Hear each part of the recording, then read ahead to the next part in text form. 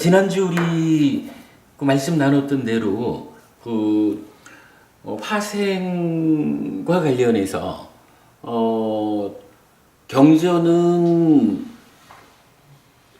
사생, 테란스파 네 가지의 태어남으로 중생들을 설명하잖아요.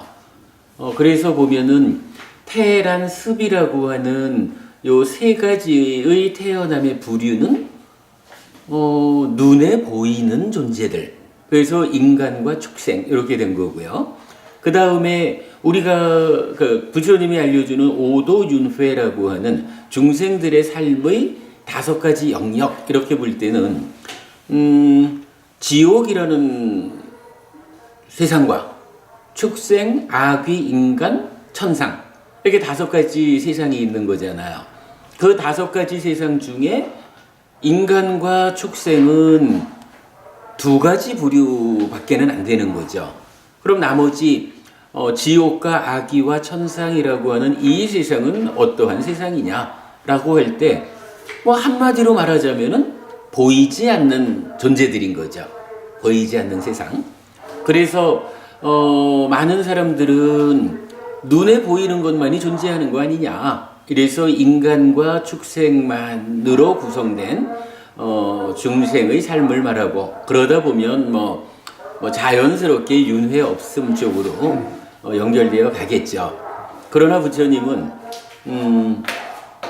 우리가 지금 공부하는 빠야시경이 알려주는 바른 견해의 2번째로 화생하는 중생이 있다라는 말을 통해서 우리 눈에 보이지는 않지만 지옥이라는 세상과 악이라는 세상과 천상 이런 세상이 있다.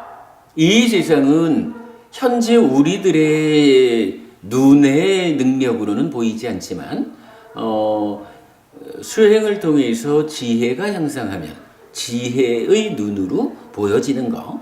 그래서 가야경 같은 경우에서는 부처님이 아직까지 깨달음을 성취하기 이전에 수행자였을 때의 신들과 만나는 그 과정을 설명해 주고 있거든요. 그래서 처음에는 이 신들이 오직 광명으로 빛으로만 만나졌다. 그러니까 왜 경에도 보면은 부처님을 신들이 찾아오게 되면 아주 커다란 광명과 함께 오는 이런 얘기들이 있잖아요. 그러고 이제 부처님은 실제로 그 천인 신들과 대화를 하는데 다른 비구들은 와 부처님 어젯밤에 아주 산 전체가 밝은 광명에 쌓였습니다. 이렇게 말하는 이제 그런 부분들 부처님 처음에 하여간 이 하늘 사람들과의 만남이 빛으로만 광명으로만 만나졌다. 그러다가 공부가 좀 성숙하니까 그 신들을 그러니까 하늘 사람들의 모습을 보게 되었다. 그러니까 보이지 않는 존재지만 공부가 높아지면 이제 그 모습을 볼 수 있는 눈이 생긴다. 시력이 좋아진다. 이런 개념이겠죠. 그러다가 보게 되고 대화하게 되고 이 신이 전생에 어디에서 살다가 어떤 공덕을 지어 신으로 태어났는지 이런 부분을 다 알게 되고 이런 이제 전체적으로 신과의 만남이 향상되는 과정을 가야경이라는 경에서 알려주거든요. 그러니까 여기서 이제 중요한 건 한 가지 그건 거예요. 지금 우리 눈을 가지고 우리 눈의 능력이 부족하다라는 부분은 생각하지 않고 그냥 보이는 것만 있습니다. 세상에는 오직 인간과 짐승이라고 하는 2가지 존재만이 있습니다. 라고 단정적으로 말하는 것은 옳지 않다. 분명히 우리가 부처님 가르침을 따르는 불교 신자의 입장에서 보면 부처님께서 지혜의 눈이 성숙되어 가면서 직접 신과 만나는 이런 장면들을 설해주고 있거든요. 그렇다면 아직까지 우리 눈에는 보이지 않지만 부처님께서 알려주는 오도윤회의 3가지 세상, 즉 천상과 아기와 지옥이라고 하는 이러한 세상이 존재하고 거기에 살아가는 중생들이 있다라고 하는 것을 우리가 받아들일 수 있는 거죠. 자, 빠야시경에서 말하는 세 가지의 바른 견해. 첫 번째는 하여간 저 세상이 있다라는 것을 통해서 우리가 윤회한다라는 것을 말해주고 있고요. 두 번째, 화생하는 중생이 있다라는 말을 통해서 우리가 지금 이야기하는 거, 이렇게 보이지 않는 세상, 보이지 않는 존재지만 그러나 이 세상은 깨달은 자의 눈에 의해서 보여지는 대로 알려준 그 가르침에 의하면 지옥과 악귀와 하늘 세상이라고 하는 이런 세상들이 있다. 그리고 이 세상을 표현할 때 화생이라는 말로 나타내고 있다. 그래서 우리가 윤회하는 그 세상은 지옥, 축생, 악귀, 인간, 천상이라고 하는 5갈래의 길로 구성되어 있다. 이 5가지 길에 대해서 우리가 지난주에 뭐였죠? 사자후에 대한 큰 경을 같이 읽어보았죠. 그래서 부처님께서 하여간 당신이 아는 바 행로에 대해서 우리가 함께 공부를 했고요. 이제 그러한 화생이라는 공부를 놓고 한 가지 빠졌네. 하여간 이제 빠야시경은 3가지로 바른 견해를 말하는데 이렇게 5갈래로 윤회하는 세상이 알려지면 그 중에 내가 어느 세상에 태어나느냐라는 태어남의 동력, 하늘의 뜻에 의해서 내가 천상에 태어나는 것일까? 하늘의 뜻에 의해서 내가 지옥 가는 것일까? 이런 이야기는 하늘의 뜻, 신의 뜻을 동력으로 나의 태어남이 결정된다라는 거잖아요. 근데 빠야시경이 알려주는 3번째 바른 견해는 뭐냐 하면 그런 거 아니다 이거죠. 그런 권능 가진 신은 존재하지 않고 오직 업이라고 하는 것, 나의 행위라고 하는 것이 과와 보의 법칙성을 갖는다. 10선업을 지으면 나의 삶이 향상해서 올라갈 것이고 10악업을 지으면 나의 삶이 퇴보해서 내려갈 것이다. 이렇게 알려주는 거죠. 그래서 업에는 과와 보가 따른다. 달리 말하면 업인과보, 행위가 가지는 과와 보의 법칙성, 이것에 의해서 윤회하는, 오도윤회하는 그 과정에 나의 태어남이 결정된다. 내가 어느 세상에 태어날까를 결정하는 동력은 바로 지금 내가 어떻게 살아가느냐, 어떠한 업을 짓느냐 하는 것이 태어남을 결정짓는 동력이다 라고 하는 요것까지가 빠야시경이 알려주는 그 3가지 바른 견해였죠. 자, 그러니까 그렇게 빠야시경 정리가 되는 상태에서 이제 우리가 오늘 공부하자라고 한 내용은 화생을 정의하면서 부처님이 4가지로 설명을 한 거죠.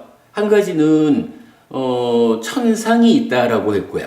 2번째는 지옥이 있다라고 했고, 그리고 3번째로는 죽은 다음에 벌을 받아야 하는 중생이 있다라고 해서 우리가 악귀를 그 파트로 이해를 했죠.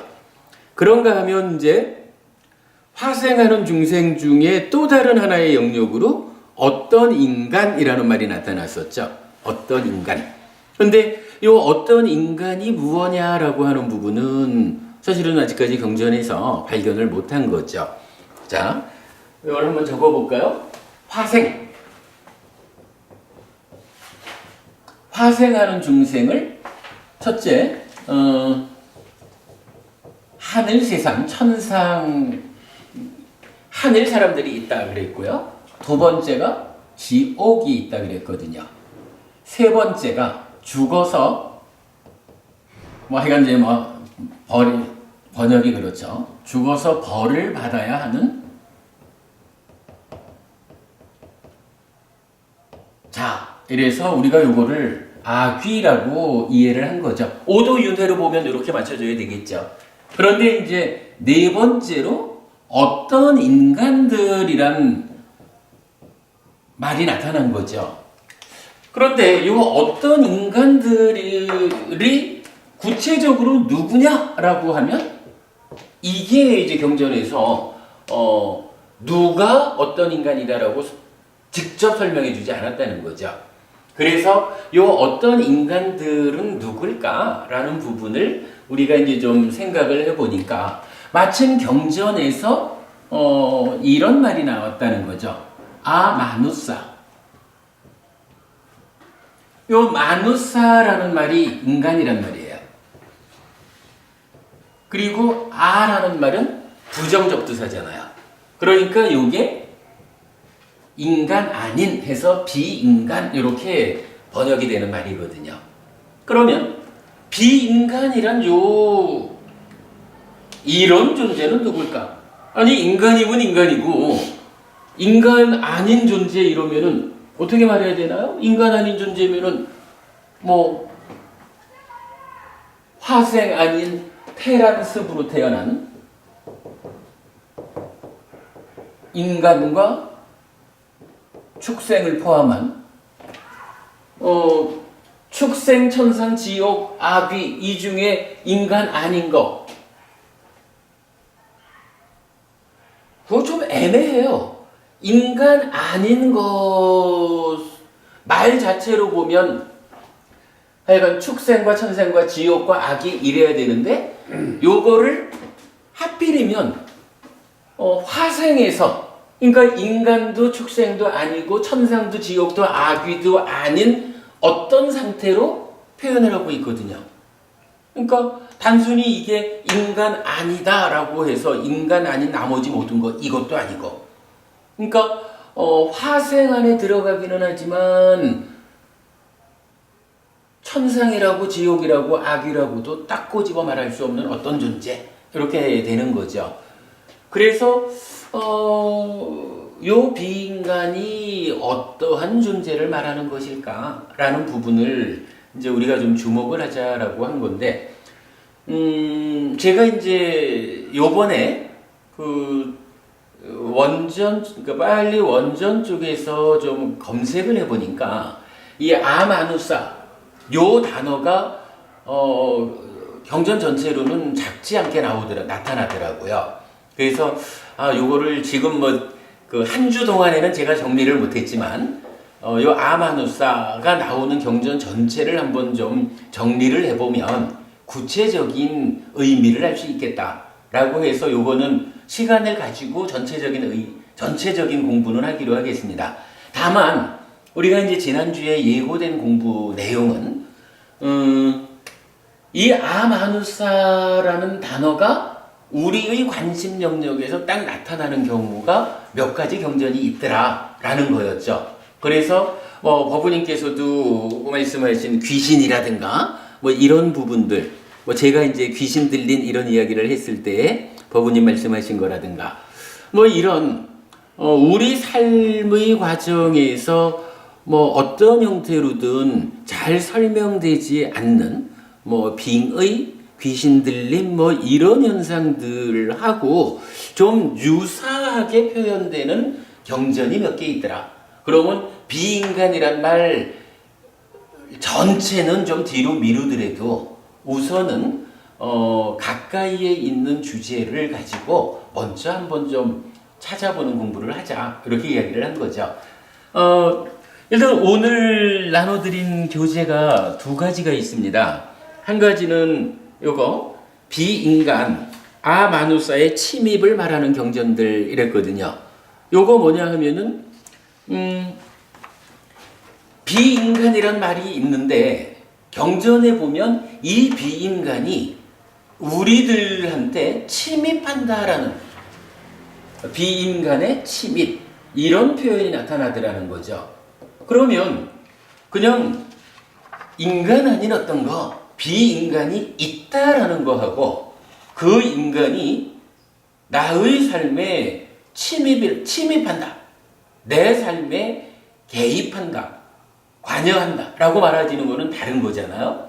그래서 우리가 오늘은 일단 요거 비인간의 침입이라는 것을 주제로 그 몇 가지 경전을 좀 보는 공부를 해보자. 요게 지난주에 그 예고된 이야기였죠. 자, 그대로 한번 좀 보겠습니다. 자, 주제 바로 밑에 일단 아마누사라고 하는 단어가 뭐 영어로는 어떻게 번역되어 있는지 한번 본 거죠.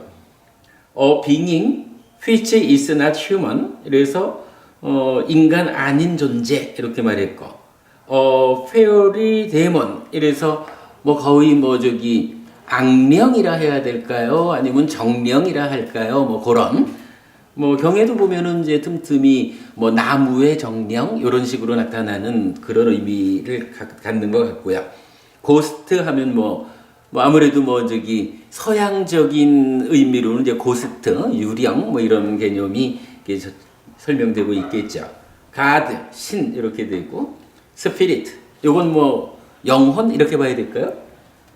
약하, 요 약하는 이제 오늘 이어지는 공부에서 나오겠지만 사왕천 중에 한쪽 세상을 차지하고 있는 신의 그 하늘 사람의 무리 이렇게 나타나죠.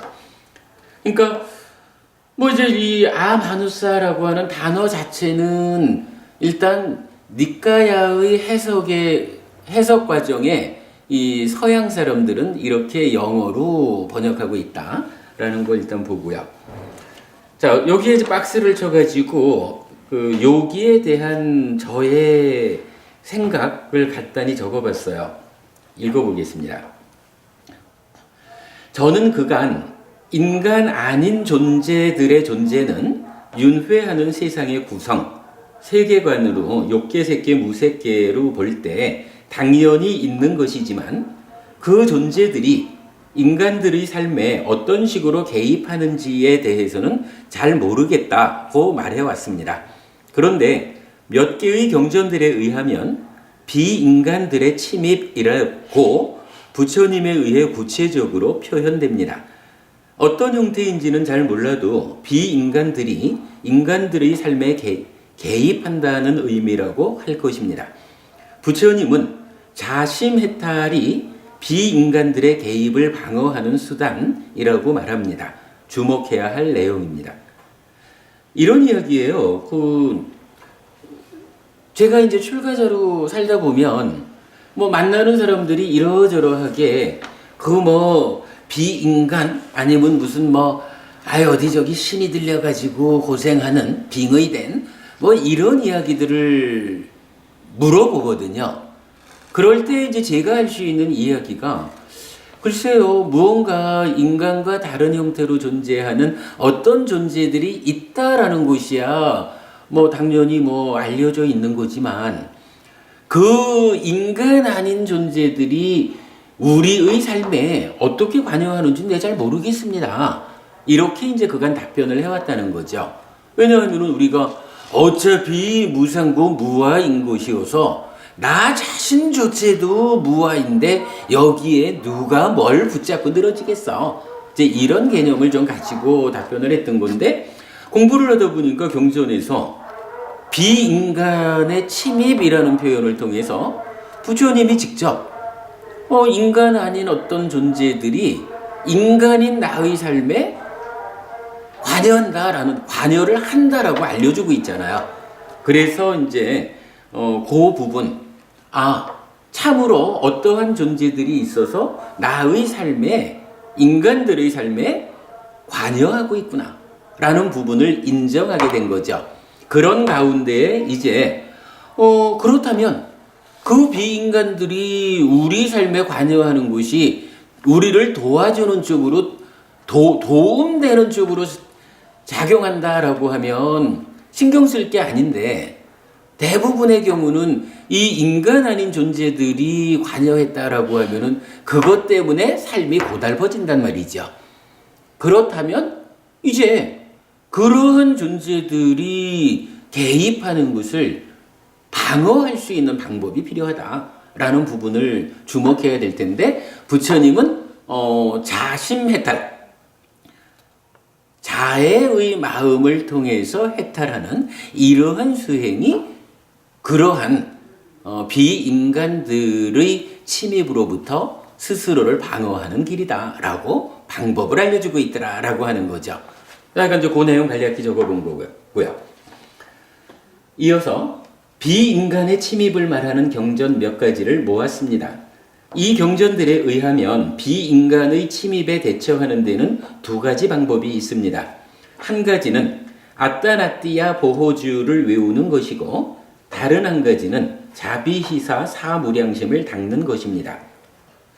아따나띠아 보호주를 외우는 것은 사천왕의 보호를 요청하는 것이고 사무량심을 닦는 것은 스스로 그들의 침입을 극복하는 것입니다.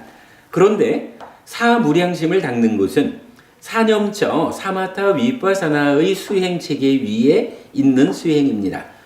사념처로부터 시작하는 수행이 그들의 침입을 극복하는 방법인 것입니다.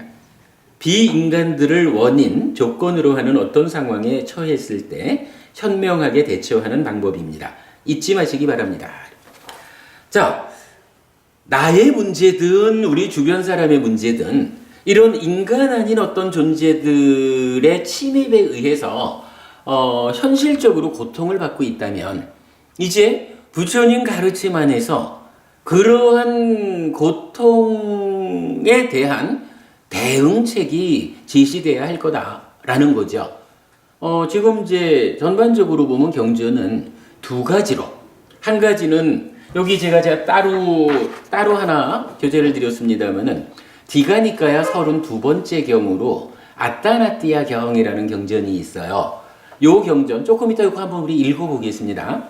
요 경전은 사천왕들이 부처님한테 부처님의 제자들, 그러니까 비구, 비구니, 우바세, 우바이, 사부 대중들이 이러한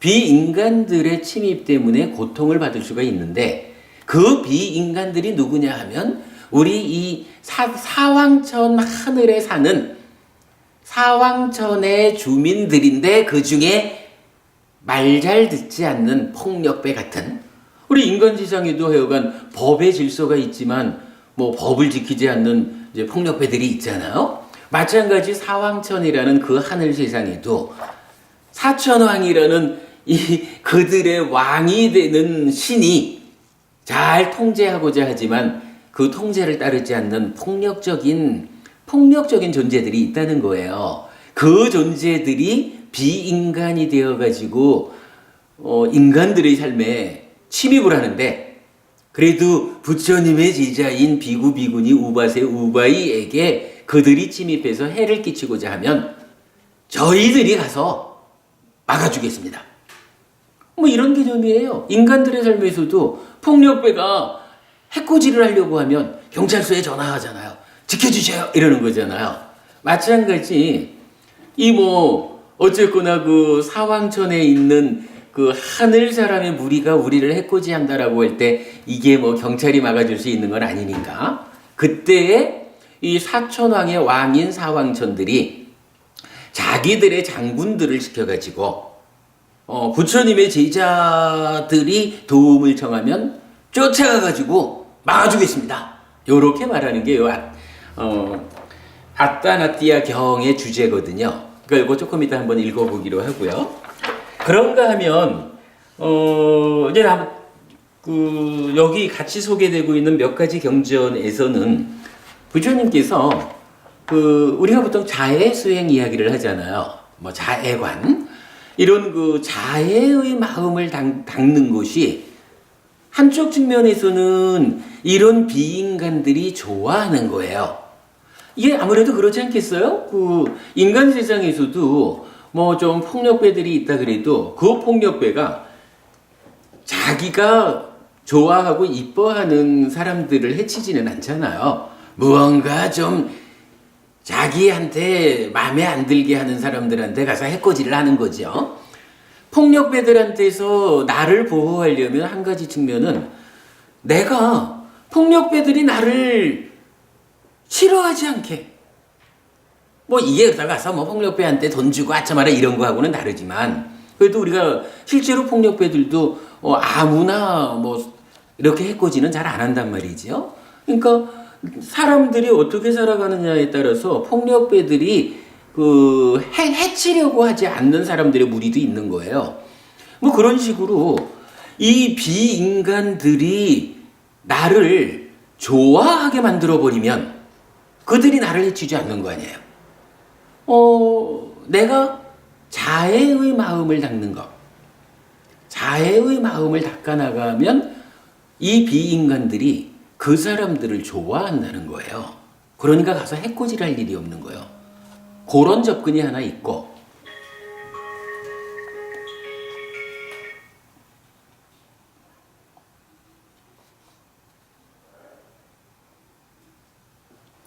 그런가 하면 이제 또 한 가지 방법은 비인간들이 나를 해코지하려고 하지만은요, 사실 이거는요, 아무리 그 하늘 사람이라 해도 경우에 따라서는 하늘 사람이 무조건 나보다 힘이 세다 이렇게 볼 수는 없거든요. 예를 들어서 우리가요, 인간과 축생 이렇게 놓고 보면 축생보다 인간이 그레이드가 높잖아요. 그렇지만 때에 따라서는 호랑이, 사자 이런 짐승들은 인간보다 힘이 세잖아요. 그게 거꾸로 될 수도 있는 거거든요. 그러면 하늘 사람이라고 해도 이게 일반적으로는 인간보다 힘이 세겠지만 인간이 특별하게 힘을 기르면 하늘 사람보다 힘이 더 세질 수가 있는 거예요. 즉 나한테 해코지를 하려고 하는 어떤 비인간들보다 내가 힘이 더 강해져 버리면 강한 사람한테 해코지를 못 하잖아요. 요거 자애 수행을 한다라고 하는 게 한면으로는 요 비인간들이 나를 좋아하게 만드는 방법이지만 또 다른 측면에서는 이 비인간들의 공격을 막아낼 수 있는 나의 힘을 키우는 길이기도 하다. 요렇게 알려지는 거거든요. 일단 오늘 우리가 공부하려고 하는 큰 주제, 이 주제의 큰 내용은 이거예요. 그러니까 하나, 아타나티아 경은 그 비인간들을 통제하는 사왕천의 신생 장군들이 나를 보호해 주도록끔 그들의 도움을 받자. 요거 하나. 그리고 또 한 가지는 자애 수행을 함으로써 자애의 마음을 닦음으로써 그들이 나를 좋아하게 만들어 버리자. 아니면 내가 그들보다 힘이 세져 버리자. 그럼 이렇게 되면 비인간들로 인해서 우리 삶에 고달픔이 생겨날 일이 없다라는 거예요. 그러면요, 사실 우리 해피법당으로 가끔씩 그런 문의가 있었어요. 우리 주변에 누구누구가 귀신이 들려가지고 이렇게 고생을 하는데 이거 그럼 어떻게 해야 된다는 얘기입니까? 이럴 때 저는 사실 요 두 가지 답변을 해드렸거든요. 아타나티아 경전을 읽으십시오. 그리고 자애 수행을 하십시오. 자애 수행을 통해 가지고 그 귀신보다 더 힘이 세지십시오. 두 가지 방법이 있습니다. 이렇게 알려주거든요. 그러면서 이제 여기서 제가 마지막으로 한 이야기는 뭐냐 하면, 그러면 그 자애 수행이란 어떻게 해야 되는 겁니까? 라는 부분이죠.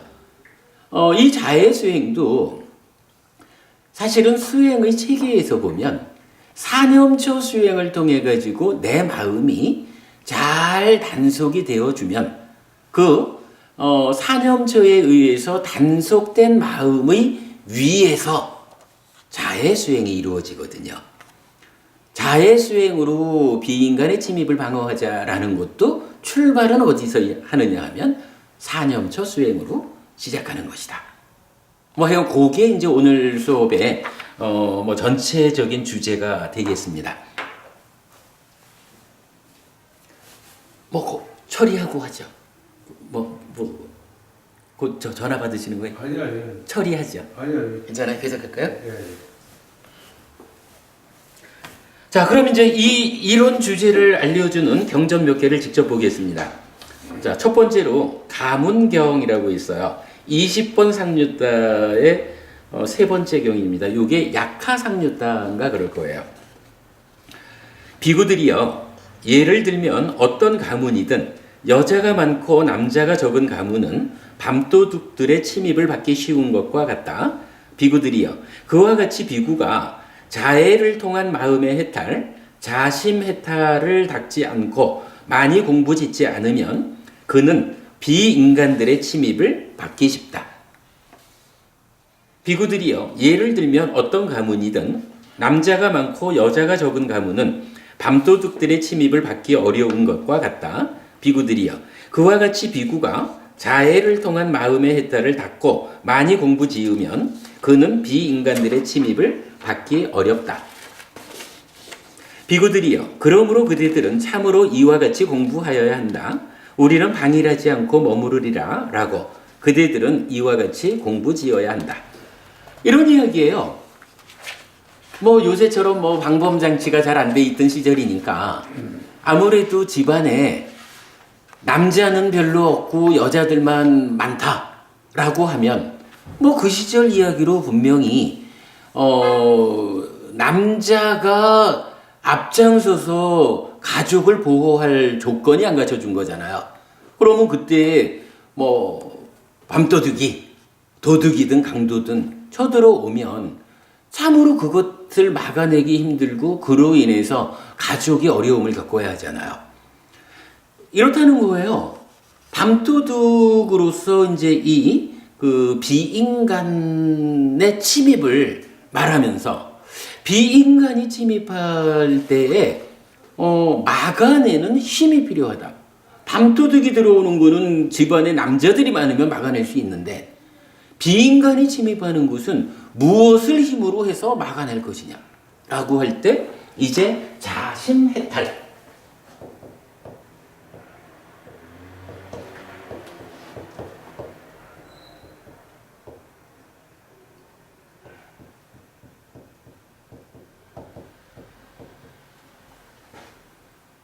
자가 이제 맺다라는 거잖아요. 맺다. 사랑 자자. 자해를 닦아서 찢다가 해탈한다. 심해탈이죠. 자해로서 심해탈한다 라는 거거든요. 일단 뭐 조금 이따 보기로 하고 어쨌든 부처님은 그렇게 말하는 거예요.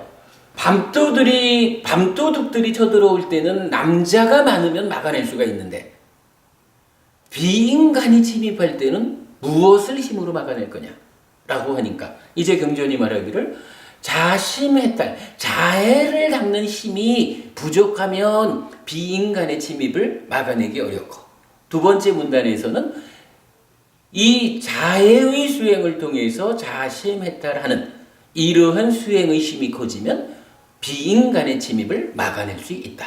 바로 요게 비인간을 막아내는 힘이다. 이렇게 알려주는 거거든요. 비인간의 침입이라고 하는 이야기가 직접적으로 나타나면서 자심해탈, 자해를 닦아서 그들을 막아낼 수 있다라고 알려주는 요거 아주 짤막한 경전이지만 사실 요 주제에 대한 명확한 답을 주고 있는 거죠. 자, 유사한 이야기가 이제 창경으로 나타납니다. 20번 상류따 같은 20번 상류따의 5번. 비구들이여, 예를 들면 날카로운 끝을 가진 창이 있는데 어떤 사람이 와서 나는 이 날카로운 끝을 가진 창을 손이나 주먹으로 구부리고 비틀어버리고 꼬아버릴 것이다 라고 한다 하자. 비구들이여, 이를 어떻게 생각하는가? 그 사람은 날카로운 끝을 가진 창을 손이나 주먹으로 구부리고 비틀어버리고 꼬아버릴 수 있겠는가? 그렇지 않습니다. 세존이시여. 그것은 무슨 이유 때문인가요? 세존이시여, 그 사람이 날카로운 끝을 가진 창을 손이나 주먹으로 구부리고 비틀어버리고 꼬아버리는 것은 고사하고 그는 지치고 고생만 할 것이기 때문입니다. 비구들이여, 그와 같이 어떤 비구가 자해를 통한 마음의 해탈을 닫고 많이 공부짓고 수레로 삼고 기초로 삼고 확립하고 굳건히 하고 부지런히 정진하고 있는데 비인간이 그의 마음을 혼란시키려고 한다면 그 비인간은 지치고 고생만 하게 될 것이다. 비구들이여, 그러므로 그대들은 참으로 이와 같이 공부지어야 한다. 우리는 자해를 통한 마음의 해탈을 닫고 많이 공부짓고 수레로 삼고 기초로 삼고 확립하고 굳건히 하고 부지런히 정진하리라 라고 그대들은 이와 같이 공부지어야 한다. 똑같은 이야기죠. 뭐 밤손님이 찾아오는 것을 막아내는 힘이 자심해탈이었는데 이제 여기서는요. 이 목탁을 가지고 말하기가 그렇지만 예를 들어서 이렇게 목탁처럼 그러니까 요 창이라는 게 이렇게 생겼잖아요. 근데 창이라는 거는 사실은 사람을 찔러 죽이는 거잖아요. 그러니까 얼마나 날카로워요. 이거를 이 쇳덩어리로 된 이 날카로운 창을 만약 내가 내 손으로 이거를 막 이렇게 저기 구부러뜨려 가지고 뭉쳐 가지고 그냥 쇳덩어리를 만들어 버릴까요? 라고 한다면 이게 어떤 일이 일어날까요? 실제로 이게 될까요? 아니면 손이 다 망가지고 말까요? 안 되는 거잖아요. 그죠? 그렇게 비유를 하면서 부처님께서 비인간이 침입하고자 한다라는 이러한 상황에 내가 그 비인간을 막아낼 거요! 라고 한다고 해도 막아지지가 않는다. 그 비인간의 침입을 막아내려면 무언가 힘이 필요하다. 라고 거기서 다시 자심해탈이 비인간을 막아내는 힘이다. 이렇게 말해주는 거거든요. 그러니까 이 두 개 경전은 결국 같은 주제죠. 비인간이 나의 삶에 개입하고자 관여하고자 한다라고 할 때 그거를 막아내기 위해서는 자의 수행이라고 하는 힘이 필요하다라고 알려주는 거죠. 자, 그 다음에 이어서 이제 다른 경전들을 보겠습니다. 자의 경입니다. 안구따라 니까야 8의 모음의 첫 번째 경이네요. 이와 같이 나는 들었다. 한때 세존께서는 사와티에서 제따숲의 급고덕원에 머무셨다. 거기서 세존께서는 비구들이여라고 비구들을 부르셨다. 세존이시여라고 비구들은 세존께 응답했다. 세존께서는 이렇게 말씀하셨다. 비구들이여, 자해를 통한 마음의 해탈을 개발하고 닦고 많이 공부짓고 수레로 삼고 기초로 삼고 확립하고 굳건히 하고 부지런히 닦으면 8가지 이익이 기대된다. 무엇이 8인가? 편안하게 잠들고 편안하게 깨어나고 악몽을 꾸지 않고 사람들이 좋아하고 비인간들이 좋아하고 신들이 보호하고 불이나 독이나 무기가 그를 해치지 못하고 더 높은 경지를 통찰하지 못하더라도 범천의 세상에 태어난다. 비구들이여, 자해를 통한 마음의 해탈을 개발하고 닦고 많이 공부짓고 수레로 삼고 기초로 삼고 확립하고 굳건히 하고 부지런히 닦으면 이러한 8가지 이익이 기대된다. 하고 뭐 뒤에 이제 그 개성이 하나 있어요. 개성 일단 넘어갈게요. 요 이야기는 뭔가요? 부처님께서 앞에 나온 그 얘기죠. 자심해탈, 자해를 닦아라. 그래서 자해로서 심해탈해라. 라고 말해주면서 요 자심해탈이 어떠한 공덕이 어떤 효과가 있느냐라고 알려주는 거예요. 그러면서 이렇게 말하죠. 첫째로 편안하게 잠들어. 불면증에 시달리는 일이 없어. 이 얘기죠. 편안하게 잠들어요. 그리고 깨어나기도 편안하게 깨어나요. 잠자는 동안에 악몽을 꾸지 않아요. 그리고 이제부터는 자심해탈을 닦는 사람, 자해의 마음을 닦는 사람들은 어떻게 돼요? 사람들이 좋아해. 그리고 이제 오늘의 주제. 아까 제가 말씀드린 거지만 비인간들이 어떤 폭력성을 가지고 있다 해도 지들이 좋아하는 사람은 해치지 않거든요. 근데 여기서 딱 그 얘기를 하잖아. 자해의 수행을 닦는다, 자심해탈을 닦는다 하면 비인간들이 좋아한다. 이렇게 나타나는 거예요. 비인간의 침입으로부터 나를 보호하는 축적적인 방법이죠. 뭐 이게. 그리고 신들이 보호하고 불이나 독이나 무기가 그를 해치지 못하고 그 다음에 더 높은 경지를 통찰하지 못하더라도 범천의 세상에 태어난다. 요 얘기 조금 이따 하도록 할게요. 그럼 저희가 요 자해경에서는 이제 그 두 번째 이야기, 그러니까 비인간의 침입을 막아내기 위해서는 한 가지 측면에서는 비인간보다 내가 힘이 세져야 된다.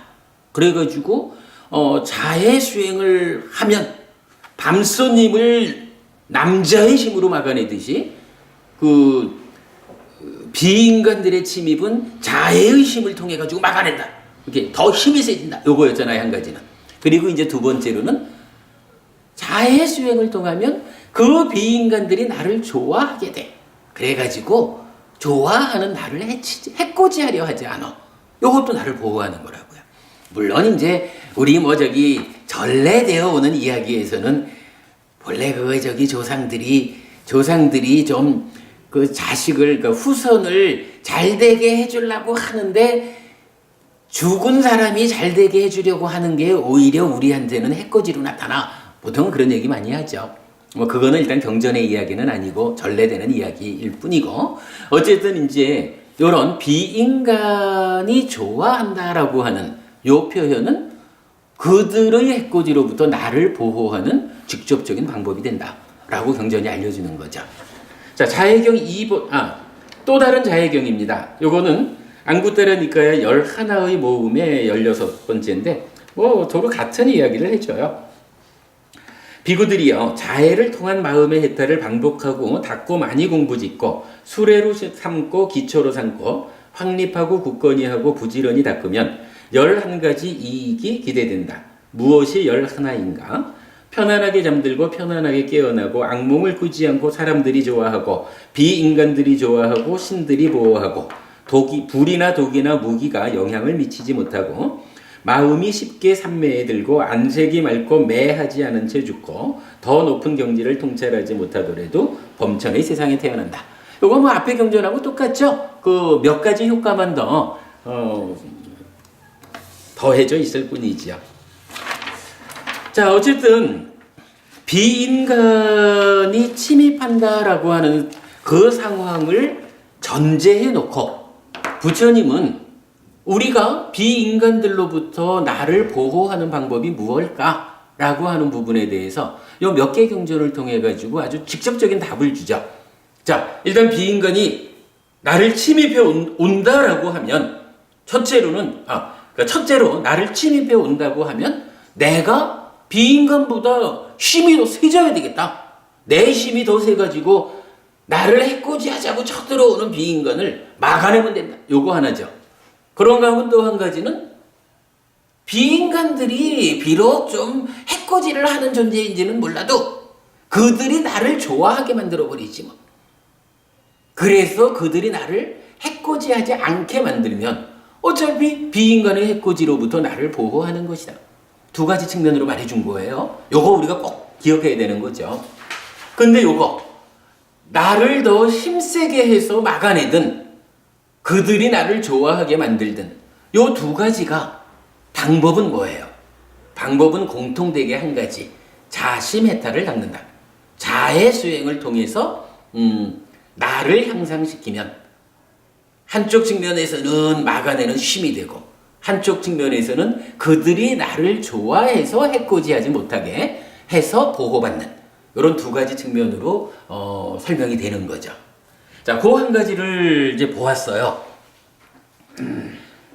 그리고 이제 여기에 이어서 그 비인간과 관련된 또 한 가지 큰 주제, 내가 스스로 막아내는 거 말고 이제 그 부처님한테 청을 하기를, 만약에 비인간들이 부처님의 제자들을 비구, 비구니, 우바세, 우바이, 사부 대중인, 그러니까 출가자인 저도 포함되고 제가자인 보부님도 포함이 되는 거죠. 부처님 제자들을 비인간들이 해코지하고자 한다면 저희를 불러주십시오. 부처님 제자분들한테 이러한 뭐라 그래야 돼? 그러니까 하나를 읽으라고 주문 하나를 읽으라고 해주십시오. 요 주문을 읽으면, 주문이란 말보다도 이건 좀 애매한데, 우리를 부르라고 해주십시오. 우리를 부르면 쫓아가가지고 막아주겠습니다.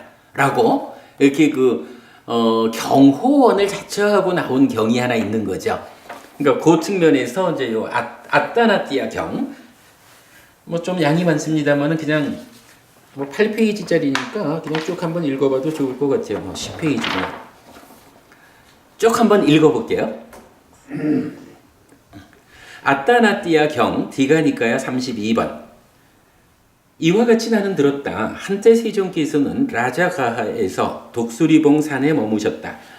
그때 사대 천왕들이 많은 약하 군대와 많은 간다파 군대와 많은 꾼반다 군대와 많은 용의 군대와 함께 사방의 보호를 확고하게 하고 사방의 군대의 벽을 확고하게 하고 사방의 파수꾼들을 확고하게 한 뒤 밤이 아주 깊었을 때 아주 멋진 모습을 하고 전체 독수리봉산을 환하게 밝히고서 세존께 다가왔다. 다가와서는 세존께 절을 올린 뒤 한곁에 앉았다. 그 약하들도 어떤 자들은 세존께 절을 올리고 한곁에 앉았다. 어떤 자들은 세존과 함께 환담을 나누고 유쾌하고 기억할 만한 이야기로 서로 담소를 나누고 한곁에 앉았다. 어떤 자들은 세존께 합장하여 인사드리고서 한곁에 앉았다. 어떤 자들은 세존의 앞에서 이름과 성을 말씀드리고 한곁에 앉았다. 어떤 자들은 조용히 한곁에 앉았다.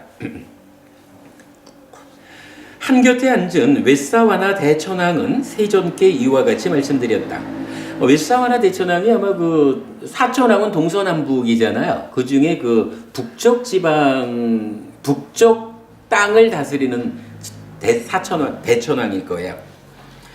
세존이시여, 뛰어난 약하들 가운데는 세존께 청정한 믿음이 없는 자들이 있습니다. 세존이시여, 뛰어난 약하들 가운데는 세존께 청정한 믿음이 있는 자들도 있습니다. 세존이시여, 중간의 약하들 가운데는 세존께 청정한 믿음이 없는 자들이 있습니다. 세존이시여, 중간의 약하들 가운데는 세존께 청정한 믿음이 있는 자들도 있습니다. 세존이시여, 낮은 약하들 가운데는 세존께 청정한 믿음이 없는 자들이 있습니다. 세존이시여, 낮은 약하들 가운데는 세존께 청정한 믿음이 있는 자들도 있습니다. 세존이시여, 그러나 대체적으로 약하들은 세존께 청정한 믿음이 없습니다. 이것은 무슨 이유 때문입니까? 이 얘기예요. 요 약하라고 하는 거, 요 약하가 옛날에 왜 저기 우리 저 초등학교 때인가 그 설산동자 해가지고 야차라는 게 있잖아요. 그러니까 뭐 동자가 나무 위에 올라서 떨어지면 받아먹는 그 야차. 그 야차가 원어가 약하라. 그리고 이 약하가 인간 바로 위에 하늘이 사왕천이잖아요. 그 사왕천 중에 북쪽 하늘, 그러니까 북쪽 땅의 그 하늘 사람들의 이 종족이 약하라. 그러니까 약하라고 하는 그 종족이 사왕천의 북쪽 하늘의 하늘 사람들, 그 얘기예요. 근데 그런 약하들도 뭐 인간 세상에도 뭐 높고 낮음이 있듯이 그 사왕천의 그 존재들에도 여기서 이제 높고 중간이고 낮고 이렇게 말을 하잖아요. 그러니까 높낮이가 있는 거라 그들대로의 계급이. 그런데 그 각각마다 여기서 이제 중요한 말을 하는 거예요. 세존께 청정한 믿음이 있는 자도 있고 믿음이 없는 자도 있고 그렇게 말을 해요.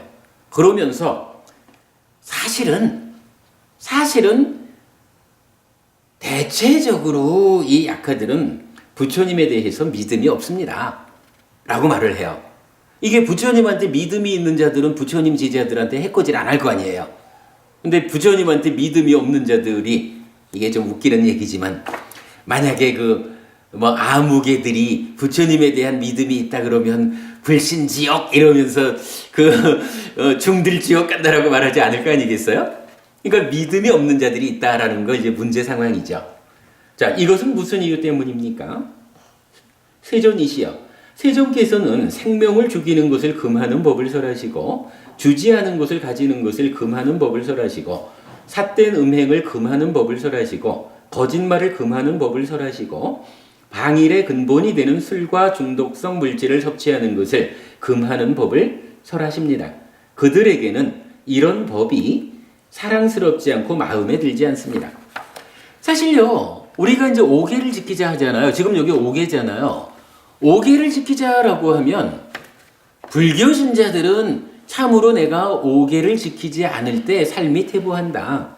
그러므로 부처님께서 알려주시는 이 5계를 잘 지키는 사람이 되어서 내 삶을 향상해야겠다. 이래가지고 삶의 향상의 힘으로 5계를 지키는 거잖아요. 그런데 사실은 많은 사람들이 아이 난 절에 안 가. 난 불교 신자 안 될 거요. 라고 말하는 데는 거기 가면은 뭐 해코지도 하지 말라 그러고 무엇보다도 술도 먹지 말래잖아. 뭐 이렇게 5계를 지켜야 한다라는 요거 때문에 절에 안 간다는 사람들이 많잖아요. 현실적으로 우리 곁에도 이 약하들도 그렇다는 거예요. 부처님은 기본적인 삶의 기준으로 5계를 지켜야 한다라고 부처님은 말을 하는데 이 약하들 가운데는 인간들도 그렇듯이 오계를 지키는 그런 일을 내 하기 싫어. 이래가지고 부처님에 대한 청정한 믿음이 없는 자들이 대체적입니다. 이렇게 말해주는 거예요. 세존이시여, 세존의 제자들은 숲이나 밀림 속에 있는 조용하고 소리가 없고 한적하고 사람들로부터 멀고 한거하기에 좋은 외딴 처소들을 수용합니다. 거기에는 뛰어난 약하들이 거주하고 있는데 그들은 이러한 세존의 말씀에 청정한 믿음이 없습니다. 그죠? 없는 자도 있고 있는 자도 있는데 그 중에 없는 자, 세존이시여 그들에게 청정한 믿음이 생기도록 하기 위해서 비구들과 비구니들과 청신사들과 청신녀들에게 아따나따의 보호주를 호지하게 해주소서. 그러면 그들은 안전하게 되고 보호받게 되고 해코지를 당하지 않게 되고 편안하게 머물 것입니다. 세존께서는 침묵으로 허락하셨다.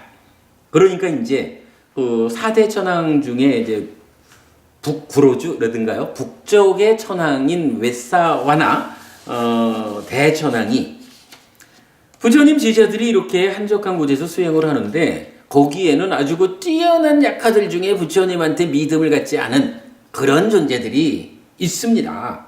그런 존재들이 믿음이 없는 이런 상태로 계속 있다 보면 부처님 제자들에게 해코지를 할 수 있습니다. 그러니 그 약하들이 부처님에 대한 믿음을 일으킬 수 있는 방법으로 약하들 이야기니까 약하들이 해법을 하나 주겠습니다 하는 거죠. 그래서 이러한 보호주 하나를 제가 부처님께 올려드릴 테니 부처님이 제자분들한테 이 아따나띠아 보호주를 읽게 해주십시오. 그러면 부처님 제자들이 안전하게 해코지 당하지 않게 머물 것입니다. 이렇게 이제 그 청을 드리는 거예요. 이러한 보호주 하나를 부처님께서 받아주십시오. 그래서 제자분들에게 알려주십시오. 그러면 이러한 보호주를 외우는 제자분들에게 우리가 쫓아가가지고 잘 보호해드리겠습니다. 이렇게 하는 거거든요. 이건 요 경의 큰 내용이 그거예요. 부처님께서 이제 침묵으로 허락하셨어요. 그러자 웨사와나 대천왕은 세존께서 허락하신 것을 안 뒤 바로 그 시각에 이 아따나띠아 보호주를 읊었다. 눈을 가지셨고 길상을 가지신 윗바시 부처님께 귀의하기를, 모든 존재를 연민하시는 식희 부처님께 귀의하기를, 씻어낸 분이요 고행자이신 웨사부 부처님께 귀의하기를, 마라의 군대를 정복하신 까쿠산다 부처님께 귀의하기를, 청정보명을 닦은 바라문이신 꼬나가마나 부처님께 귀의하기를, 모든 곳 모든 것으로부터 해탈하신 까사빠 부처님께 귀의하기를, 몸에서 광명을 내뿜고 길상을 가지셨으며 이 법을 설하셨고 모든 괴로움을 몰아내신 사꺄무니 부처님께 귀의하기를, 세상에서 완전한 평화를 얻었으며 있는 그대로 여실히 통찰하였으니 그분들은 중상모략이 없고 위대하고 오염원이 없으시다. 이제 신과 인간들에게 이익을 주시고 영지와 실천을 구족하셨으며 위대하고 오염원이 없으신 곧다맞게 귀의하기를. 자, 여기까지 보면 요거 무슨 내용이에요? 여기에 지금 어떤 내용이 나타나죠? 칠불 그죠? 부처님이 그죠? 과거 칠부를 7분 부처님 명호를 그대로 언급을 하면서 그러니까 7분 부처님을 각각의 어떤 특징으로, 그죠? 예를 들어서 이제 지금 우리 부처님은 어떻게 표현하냐 하면 그렇죠. 광명을 내뿜고 길상을 가지셨고 이 법을 설하셨고 모든 괴로움을 몰아낸 분, 이렇게 이제 석가모니 부처님을 한마디로 말하는 거죠. 그러면서 그 앞에 그 과거 칠불 중에 그 앞에 6분들에 대해서도 한 가지 말로 지금 특징 지어서 말해주고 있는 거죠. 요렇게 나오는 게 지금 사실은 니카야 안에서 찾기가 힘들어요. 요 부분 아주 사실은 과거 칠불에 대해서 우리가 주목할 내용이거든요. 그리고 아까 시작하면서 우리가 얘기했지만 어떤 가르침을 공부의 기준으로 삼을 것인가? 라고 할 때, 과거 부처님에 대한 이야기도 크게 보면 두 가지로 나오잖아요. 저기, 붓다왕사, 불종성경이라는 소부니까야의 경에서는, 연등불부터 시작이 되잖아요. 연등불 이전에도 뭐 3명의 부처가 더 있었다라고 나타나고, 연등불로부터 서가모니 부처님 사이에 22명의 부처가 더 있었다 그래요. 그러면 연등불부터 서가모니 부처님까지 합하면 24명이잖아요. 그러면 이게 과거 7불이 아니라 과거 24불이 되는 거라. 근데 이게 단순한 숫자의 문제가 아니고요. 과거 24불의 계보가 형성이 되는데 무엇을 기준으로 계보가 형성이 될까라고 하면 첫째로는요. 뭐 우리가 다 아는 거지만 연등불한테 서가모니 부처님이 그때 뭐 선제동자인가 이래가지고 그 수기를 받잖아. 언제 부처가 되리라 이렇게요.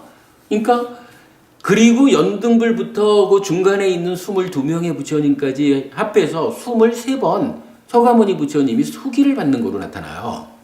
그 수기가 한 번이 아니라 앞에 있는 23번 부처님 모두에게 반복적으로 수기를 받고 그래서 이제 부처가 되거든요.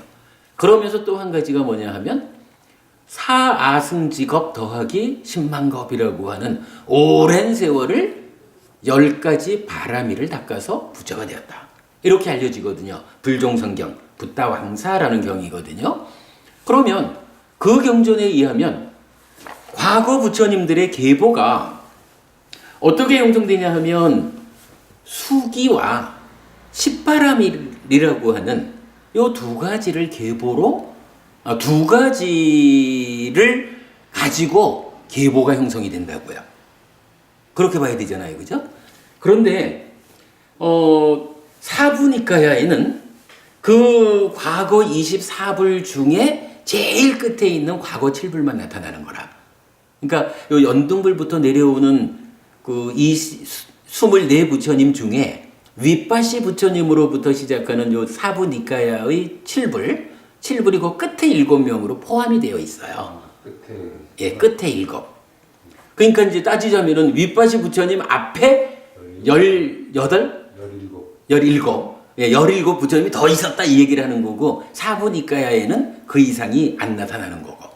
근데 이제 여기서 그 차이가 뭐냐 하면 사부니까야에서는요. 부처님이 뭐 예를 들어 윗바시 부처님으로부터 언제 부처가 되리라라고 수기받았다 이런 개념이 없다고. 없죠. 그죠? 근데 이게 중요한 차이라 불종성경에 의하면 과거 부처님들의 계보가 형성되는 데는 수기라는 게 필요했다고. 10가지 바라미를 닦는다는 게 필요했거든요.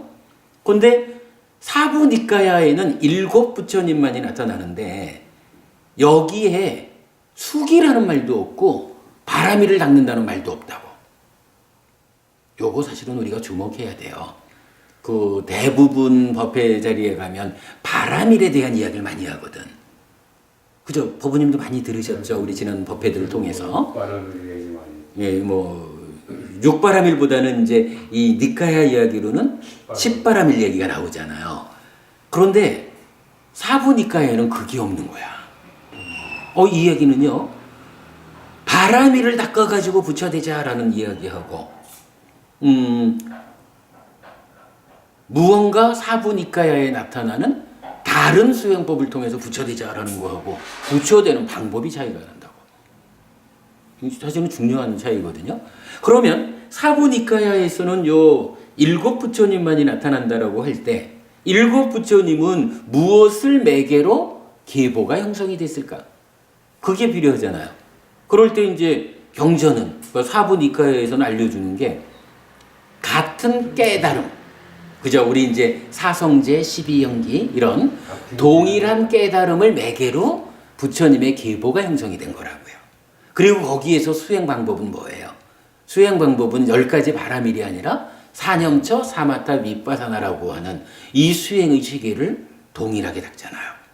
그러니까 사실 이게 불종성경에서 알려주는 부처님의 계보와 부처되는 방법 요거하고 사부니까야가 알려주는 부처님의 계보와 부처되는 방법. 이게 완전히 다른 거라. 그래서 우리가 어떤 가르침을 공부의 기준으로 삼을 것인가? 이 부분을 중요하게 다루는 거거든요. 그 부분을 하여간 우리가 좀 참고하기로 하고, 일단 지금 이 보호주에서는요, 그러니까 아타나띠아 보호주에서는 이 첫 부분에서 이렇게 7 부처님에 대한 찬탄으로 시작을 하는 거죠. 자, 넘어가겠습니다. 아지띠의 아들이요 크고 둥근 태양이 솟아오르는 곳, 그곳으로부터 태양이 솟아오를 때 그를 가리는 밤이 소멸하여, 그러니까 태양이 솟아오르니까 밤이 소멸한 거죠. 그것으로부터 태양이 솟아오를 때 낮이라고 일컬어지며 거기에는 깊은 호수여 물이 넘실대는 바다가 있나니 사람들은 이와 같이 거기서 그것을 물이 넘실대는 바다라고 알고 있으며 이곳을 두고 사람들은 이곳이 바로 동쪽 방향이다라고 부릅니다. 그러니까 사대천왕 동서남북이잖아요. 그 중에 동쪽, 이렇게 이 동쪽 세상을 설명하는 거예요. 이 방향을 보호하는 대천왕은 명성을 가진 분으로 간다빠들의 주인이며 다따라타라는 이름을 가졌으며 간다빠들이 앞에 모시는 분이니 그는 그들의 춤과 노래를 즐깁니다. 그에게는 많은 아들이 있는데 모두 같은 이름을 가졌다고 들었으며 80명, 10명, 1명인데 큰 힘을 가진 인드라라는 이름을 사용합니다. 여기서 우리가 하나 주목할 게 간다빠라는 말이 나타나죠. 요 간다빠가 이제 보통 알려지기를 노래와 춤의 신 이렇게 나타나고, 또 이제 이게 왜 저기 경전에 보면 그거 말고 그 사람들의 태어남을 말할 때 이렇게 나타나죠. 왜 부모님의 교합이 있어야 되고 양수가 있어야 되고 간다빠가 출현해야 된다라는 말이 나타나요. 그러니까 그 얘기는 사실 이거거든요. 그러니까 몸이 필요하니까 부모님이 그 성행위를 통해 가지고 수정란을 만들어야 되고, 양수라고 해서 결국은 수정란이 성장할 수 있는 환경이 조성돼야 되고, 거기에 사실은 어때요? 전생으로부터 식이 들어와야 되잖아요. 요 전생에서 식이 들어오는 요 부분을 간다빠가 출현한다라고 표현하고 있거든요. 요게 이제 그 가래멸진의 큰 경인가라고 해서 그 마치마니까야 경전에서 그 인간의 그 태어남의 과정을 그렇게 설명을 해줘요. 그래서 이제 간다빠라고 하는 말이 거기에 한번 나타나는데, 그 부분을 학자들은 지금 여기서 말하는, 그러니까 여기서 지금 간다빠는 뭐냐 하면 단순히 노래와 춤의 신 이렇게 볼 게 아니라 사왕천 중에 동쪽 세상의 주민들 이름이 간다빠인 거라. 그리고 여기서 말해주기를 그들이 노래하고 춤추고 하는 것을 동쪽 하늘의 왕이 이름이 뭐로 나왔나요? 다따다타라고 나왔죠. 다따다타라고 하는 동쪽 하늘 세상의 왕은 그걸 즐긴다. 이렇게 간다빠라는 요 하나의 존재가 설명이 되는데, 태어남의 자리에 간다빠라는 말이 쓰였다고 해가지고 이거를 같은 곳으로 설명하려는 사람들도 좀 있는 것 같아요. 근데 그건 달리 봐야 되겠죠. 태어남의 자리에서 나타나는 간다빠는 전생에서 식이 들어오는 거고, 여기 간다빠는 이제 사왕천 중에 동쪽 하늘나라의 주민들이고, 이제 그렇게 간다빠라는 표현을 하나 이해하고요. 자, 그 다음에 그들도 부처님을 뵙고서 태양의 후예인 부처님께 멀리서부터 절을 하나니 위대하고 오염원이 없으신 분, 좋은 태생을 가지신 인간인 당신께 귀의합니다. 최고의 인간인 당신께 귀의합니다. 유익함으로 우리를 살펴보시니 비인간들도 당신께 예배합니다. 사실 오늘 공부의 초점이 되는 이야기가 여기서 나오죠. 비인간. 그죠? 우리가 오늘 지금 이거 아마누사 화생하는 중생들 중에 누군지 모르는 어떤 인간들, 요 어떤 인간들을 비인간이라는 말하고 연결지어서 지금 이해하려고 하는 거잖아요. 그런데 지금 여기서 나타난 게 뭐냐 하면 오도윤회한다라고 할 때 이 오도가 지옥, 축생, 악귀 인간, 그리고 천상이잖아요. 근데 요 천상이 어떻게 구성되냐 하면 욕계 육천이 있죠. 그리고 색계, 무색계 이렇게 하늘 세상이 구성되잖아요. 그런데 이 욕계 육천이 어떻게 또 육천, 여섯 하늘이니까 요 여섯 하늘이 우리 지난주 드린 자료에 있지만 사왕천, 33천 또는 도리천, 야마천, 도솔천, 화락천, 파화자재천 이렇게 여섯 하늘이거든요. 그죠? 그 중에 지금 우리가 보는 자리가 어디냐면 요 사왕천이잖아요. 그러면 요 사왕천이라는 거는요, 분명히 일단 하늘 세상에 들어가죠. 그러니까 인간보다는 위에 있는 세상이거든요. 그런데 하늘 세상으로 보면 어때요? 하늘 세상에서는 가장 밑바닥에 있는 하늘이잖아요. 하늘 중에는 꼬라지 하늘인 거야. 꼬라지라는 게 맞나? 그러니까 그 꼴찌 자리에 있는. 그러면 요 사왕천이라고 하는 요 자리는요, 표현하자면 인간보다는 높은 하늘에 들어가긴 하는데 하늘 입장에서 보면 참 하늘이라고 하겠어? 하늘로서 보면은 참 하늘이라고 하기도 좀 꼴랑한 저 인간에 가까운 겨우 인간의 틀을 넘어서 뭐든지 간에 물하고요 기름하고가 섞여서 그 중간에 보면은 물과 기름이 요게 물기름이 완전히 딱 분리되지 않잖아요. 그 물과 기름이 이렇게 좀 섞여 있는 그런 경계면이 있잖아요. 그러면 요거 뭐라 그래요? 이거 물 아니거든. 그러나 기름 입장에서 보면 요거 기름도 아니라. 물의 입장에서 보면 물 아닌 건데 기름 입장에서 보면 기름도 아닌. 만약 요거를 사왕천을 그 인간과 천상이라고 하는 이 입장에서 보면 이 뭐 해석을 우리가 이렇게 해보는 거죠. 사왕천이라는 세상이 인간보다는 높지만 하늘 중에는 제일 꼬라지 하늘이가. 이렇게 되면 경은 분명히 이렇게 직접적인 말은 안 하지만 요런 물과 기름의 경계 부분이 있듯이 인간과 하늘의 어떤 경계적인 요 영역을 하나 말할 수가 있다. 그러니까 지금 왜 우리가 이렇게 이제 생각을 해보게 되냐 하면 경전이 직접 이런 표현은 안 하지만 지금 요 경에서 지금 우리가 읽은 바로 요 자리에서 이 사왕천, 요 사왕천의 존재 중에 지금 간다바를 말하고 있는 거잖아요. 그죠? 사왕천 중에 동쪽 하늘을 구성하는 간다바 얘기를 하면서 이 간다바를 지금 뭐라고 불렀냐 하면 비인간 이렇게 불렀거든. 이거 그냥 우리가 일반적으로 보면 간다바라고 하는 하늘사람 이렇게 불러야 되잖아요. 그죠? 하늘사람 이렇게 불러야 되는데 경전은 비인간이라고 불렀거든. 바로 요거거든요. 아바누사 비인간. 그렇다면 여기서 비인간이라고 하는 말을 어떻게 이해할 거냐? 바로 이렇게 보면 안 될까요? 일단 인간은 넘어섰어요. 인간 아니요. 그런데 인간이 아니면 하늘사람이냐? 하늘사람이라 하기에는 솔직히 좀 너무 질이 나자. 뭐 이런 개념? 그러니까 하늘이라고 말하기도 조금 애매하지만 인간은 넘어서.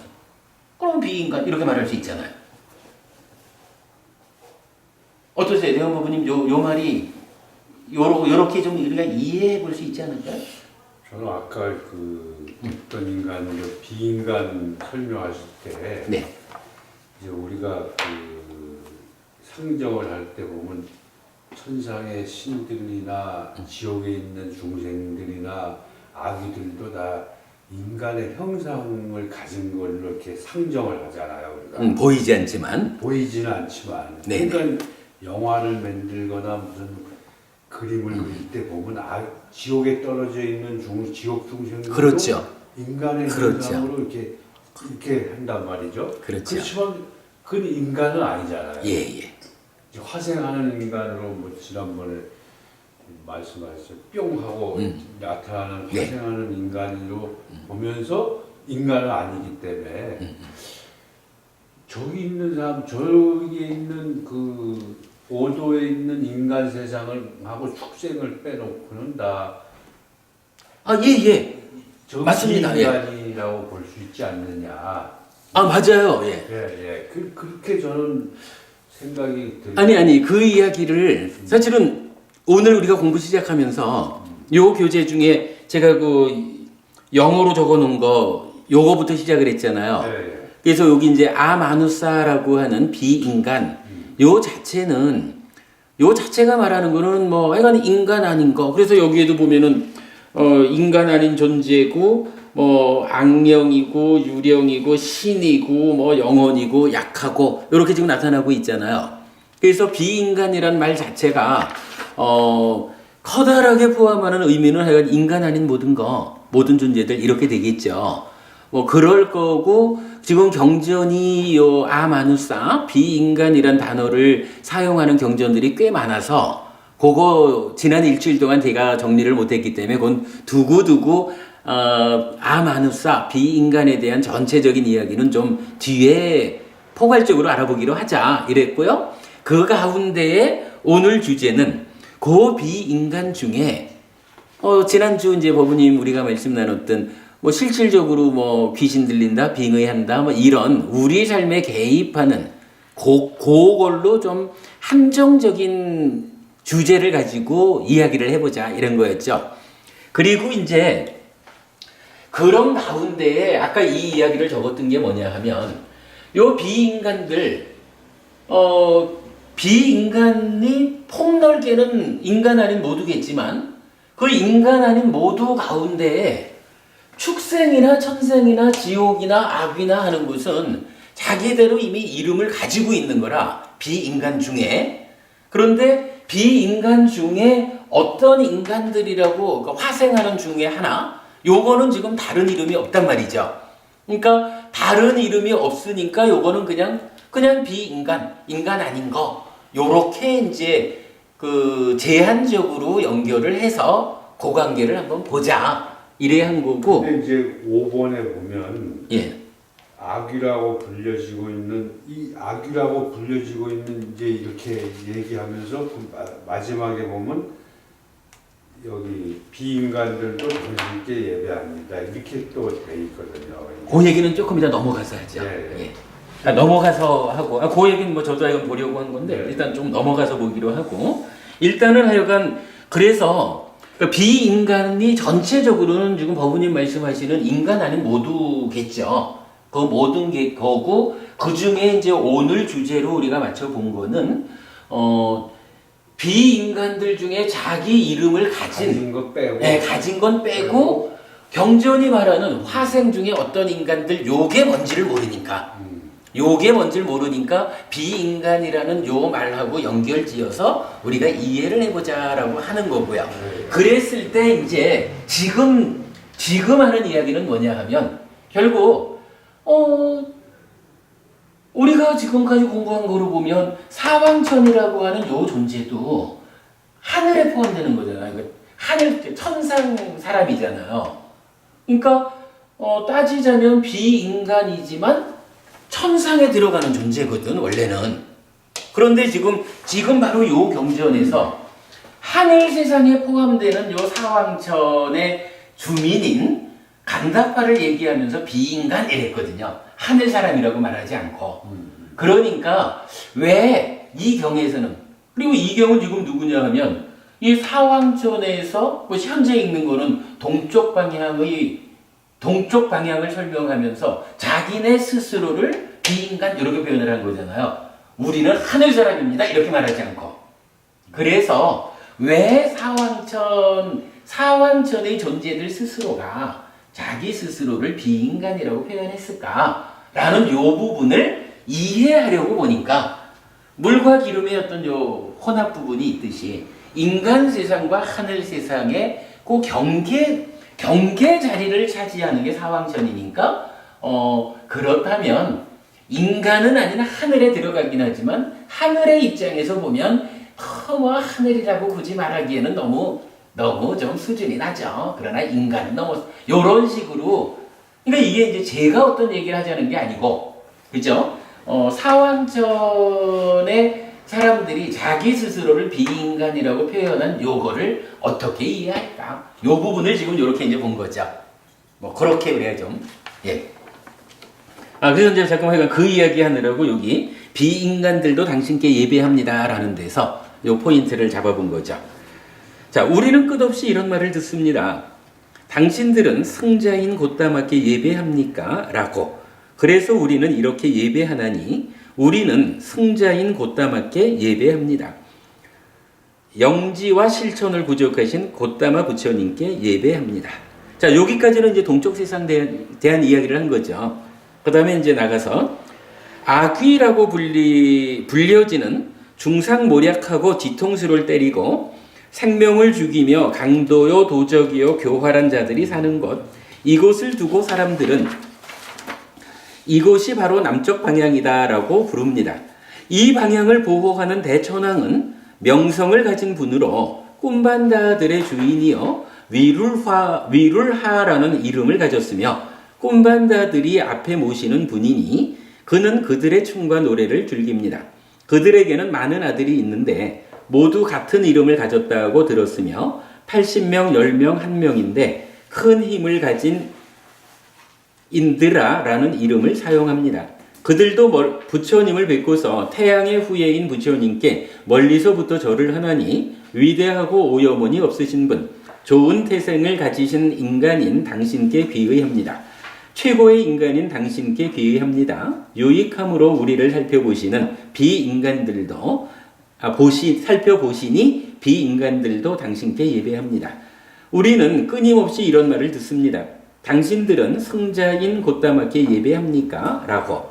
그래서 우리는 이렇게 예배하나니 우리는 승자인 곧다맞게 예배합니다. 영지와 실천을 부족하신 곧다마 부처님께 예배합니다.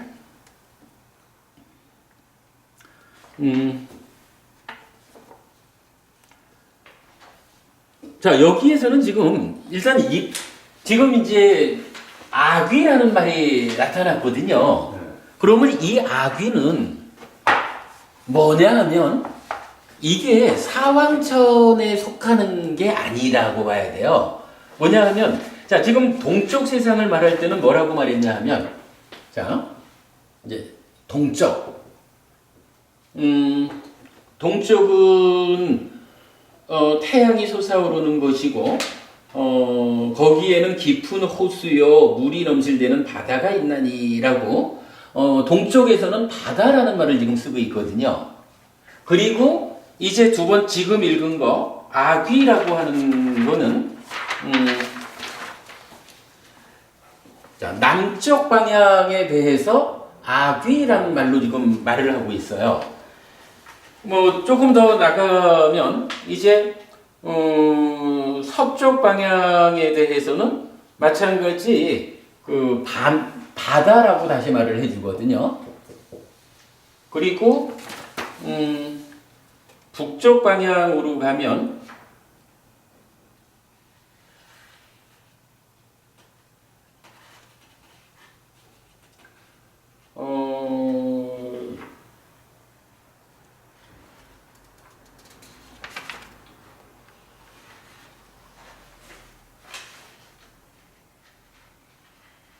여기에는 뭐 도시가 나타나고 이제 호수가 나타나고 그래요.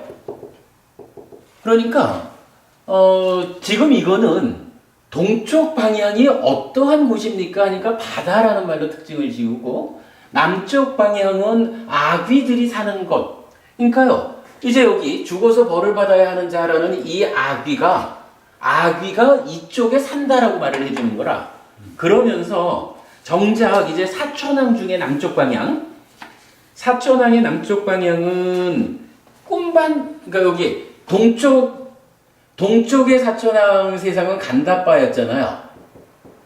근데 이제 이 아귀들로 대표되는 서쪽 방향에 사는 사왕천, 거기는 꿈반다라고 하는 존재들이 있는 거라. 그러니까 아귀하고 꿈반다가 이게 다른 거예요. 그러니까 사천왕 중에 남쪽 방향은 꿈반다가 있는 건데 이 꿈반다들이 아귀들이 존재하는 그쪽 세상을 보호한다 이렇게 말하고 있는 거잖아요. 그러니까 요거는 좀 구분해서 봐야 되겠죠. 그러니까 아귀가 사왕천에 속하는 존재하고는 다른 거예요, 개념이. 그런가 하면 서쪽 방향은 용이라는 말로 표현하고 있고, 그 다음에 이제 북쪽 방향을 약하 이렇게 표현을 하죠. 뭐 이런 부분이 뭐 우리가 눈에 보이지 않는 세상에 대해서 뭐 자세히 공부할 이유가 있는지는 모르겠지만 일단은 내가 지금 경이 이렇게 설명하고 있는 거죠. 자, 그래서 뭐 그냥 계속 읽어나가죠.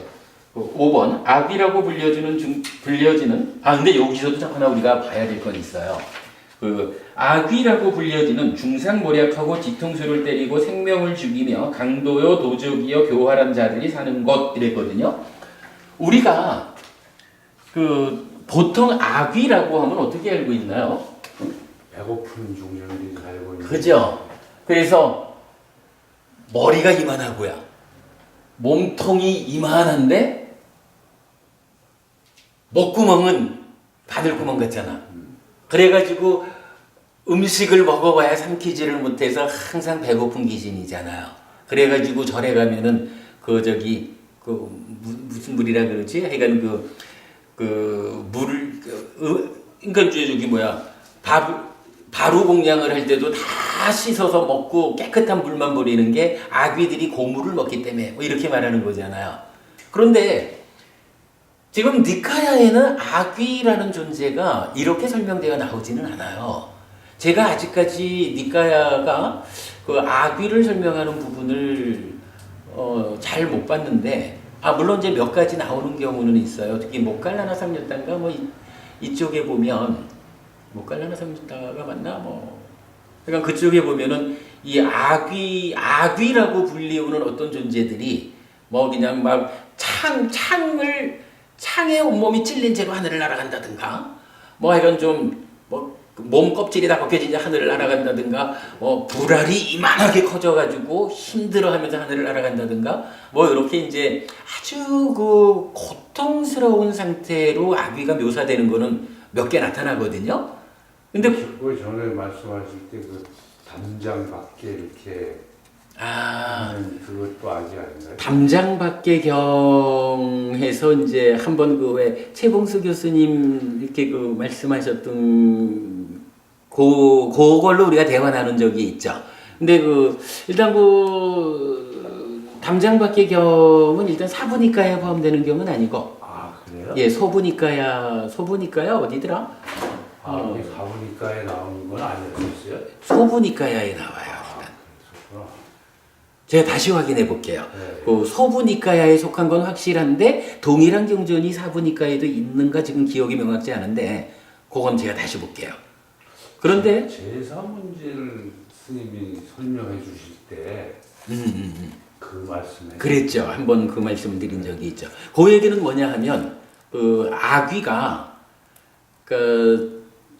우리가 이제 돌아가신 조상들을 위해서 무언가 이렇게 제사를 지낸다, 공덕을 지어가지고 우리 조상을 위해서 회양한다라고 할 때 그 자손이 올리는 정성을 받을 수 있는 세상이 아귀밖에 없다.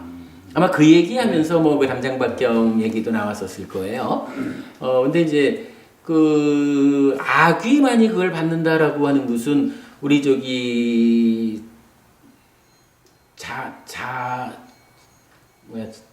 잔인단위경인가?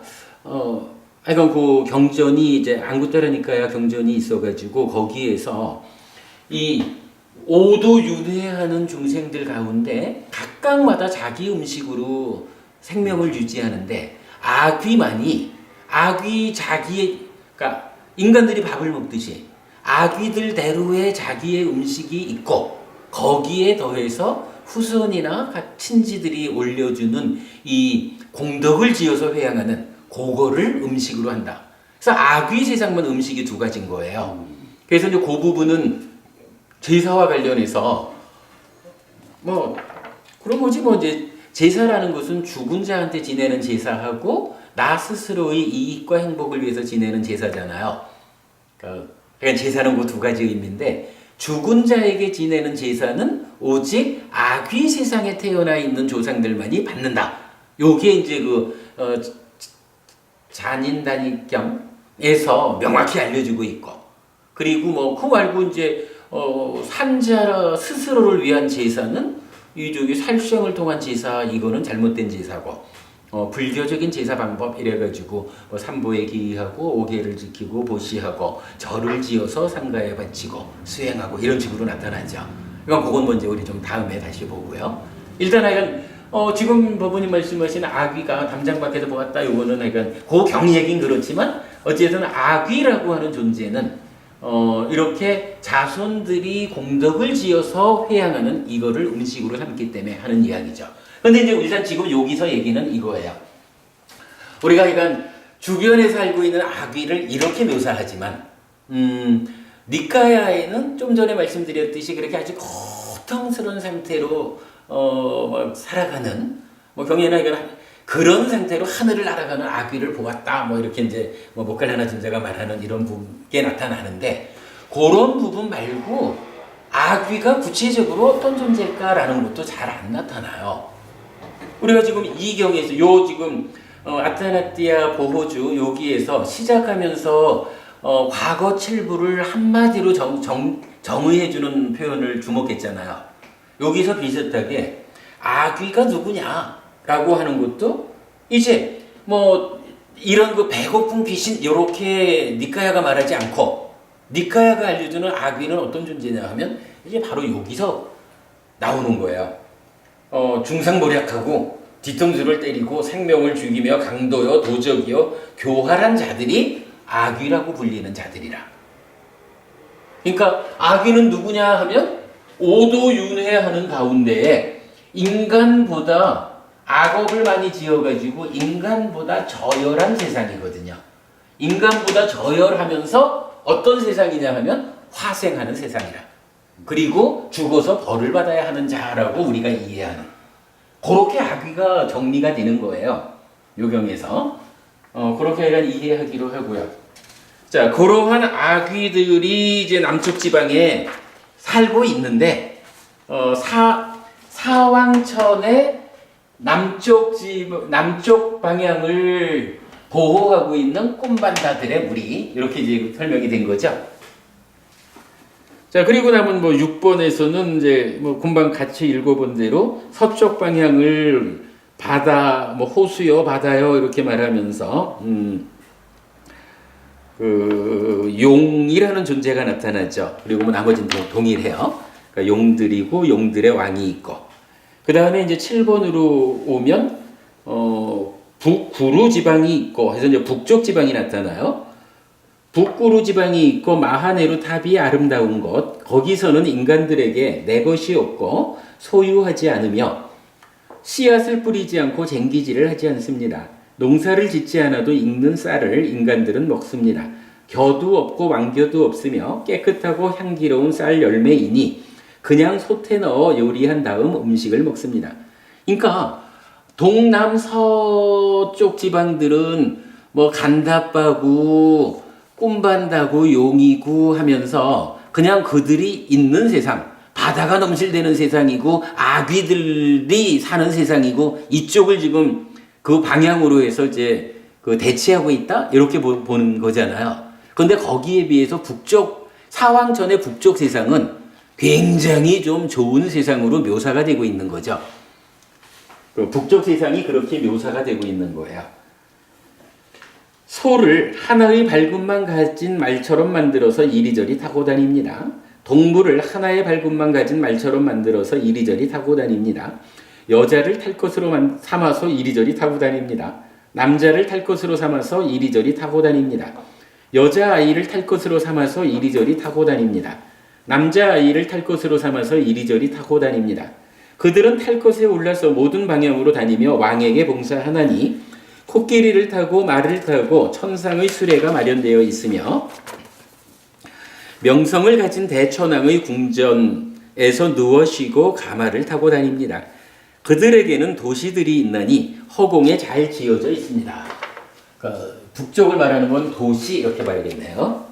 그 이름은 아따나따, 굿이 났다, 빠라 굿이 났다, 났다 부리야, 빠라따 굿이 났다이며 북쪽에는 까삐 완따가 있고 다른 곳으로는 자노가가 있고 나와 띠야, 안바라 와띠야가 있고 수도인 알라까만다가 있습니다. 세존이시여 대천왕 꾸에라에게는 위사나라는 수도가 있나니 그래서 대천왕 꾸에라는 웨사와나라고 불립니다. 직무를 행하는 자들을 드러내면 따똘라, 따딸라, 따또딸라, 오자시, 떼자시, 따또자시, 수라, 라자, 아리타, 네미입니다. 자, 여기에서 보면 한 가지 그 대천왕 꾸에라는 웨사와나라고 불립니다. 이랬죠. 근데 지금 이 경에 출발을 누가 해요? 이 경의 맨 앞에서 보면 1페이지에 보면 2번에서 한곁에 앉은 웨사와나 대천왕은 세종께 이와 같이 말씀드렸다. 이 경전이 부처님하고 바로 북쪽, 그러니까 사왕천의 북쪽을 책임진 왕 웨사와나 대천왕하고의 대화인 거예요. 이게 요거 그렇게 나타나죠. 웨사와나. 거기에는 다란이라는 호수가 있어서 그곳으로부터 물을 모아서 구름은 비를 내리고 비는 그곳으로부터 퍼져나갑니다. 거기에는 바갈라와띠라는 집회장이 있나니 거기서 약하들은 모입니다. 이제 이 북쪽의 주민들이 약하라고 불리는 거예요. 거기에는 항상 열매가 열리는 나무들이 있어서, 그러니까 항상 열매가 열리는 나무들이 있어서 갖가지 새들의 무리가 함께 있습니다. 공작과 외가리의 노래소리와 뻐꾸기 등의 아름다운 노래 소리들로 가득하고 거기에는 지와 새의 오래 사세요라는 소리가 있고 마음을 여세요라고 소리내는 새가 있으며 꿩들과 꿀리락가와 숲의 두루미가 있고 거기에는 참새와 구간조 소리가 있고 지팡이 든 동자라 불리는 새가 있어 꾸에라의 연못은 모든 시간에 항상 아름답습니다. 이곳을 두고 사람들은 이것이 바로 북쪽 방향이다라고 부릅니다. 그러니까 동서남쪽 방향을 묘사하는 이야기에 비해서 북쪽 방향은 묘사가 엄청 길죠. 근데 해건 굉장히 좋은 세상이죠. 사왕천 중에. 자, 이 방향을 보호하는 대천왕은 명성을 가진 분으로 약하들의 주인이요 꾸에라라는 이름을 가졌으며 그래서 이건 북쪽은 약하가 되는 거예요. 약하들이 앞에 모시는 분이니 그는 그들의 춤과 노래를 즐깁니다. 그에게는 많은 아들이 있는데 모두 같은 이름을 가졌다고 들었으며 80명, 10명, 1명이며 큰 힘을 가진 인드라라는 이름을 사용합니다. 그들도 부처님을 뵙고서 태양의 후예인 부처님께 멀리서부터 절을 하나니 위대하고 오염원이 없으신 분, 좋은 태생을 가지신 인간인 당신께 귀의합니다. 최고의 인간인 당신께 귀의합니다. 유익함으로 우리를 살펴보시니 비인간들도 당신께 예배합니다. 우리는 끊임없이 이런 말을 듣습니다. 당신들은 승자인 고따마께 예배합니까? 라고.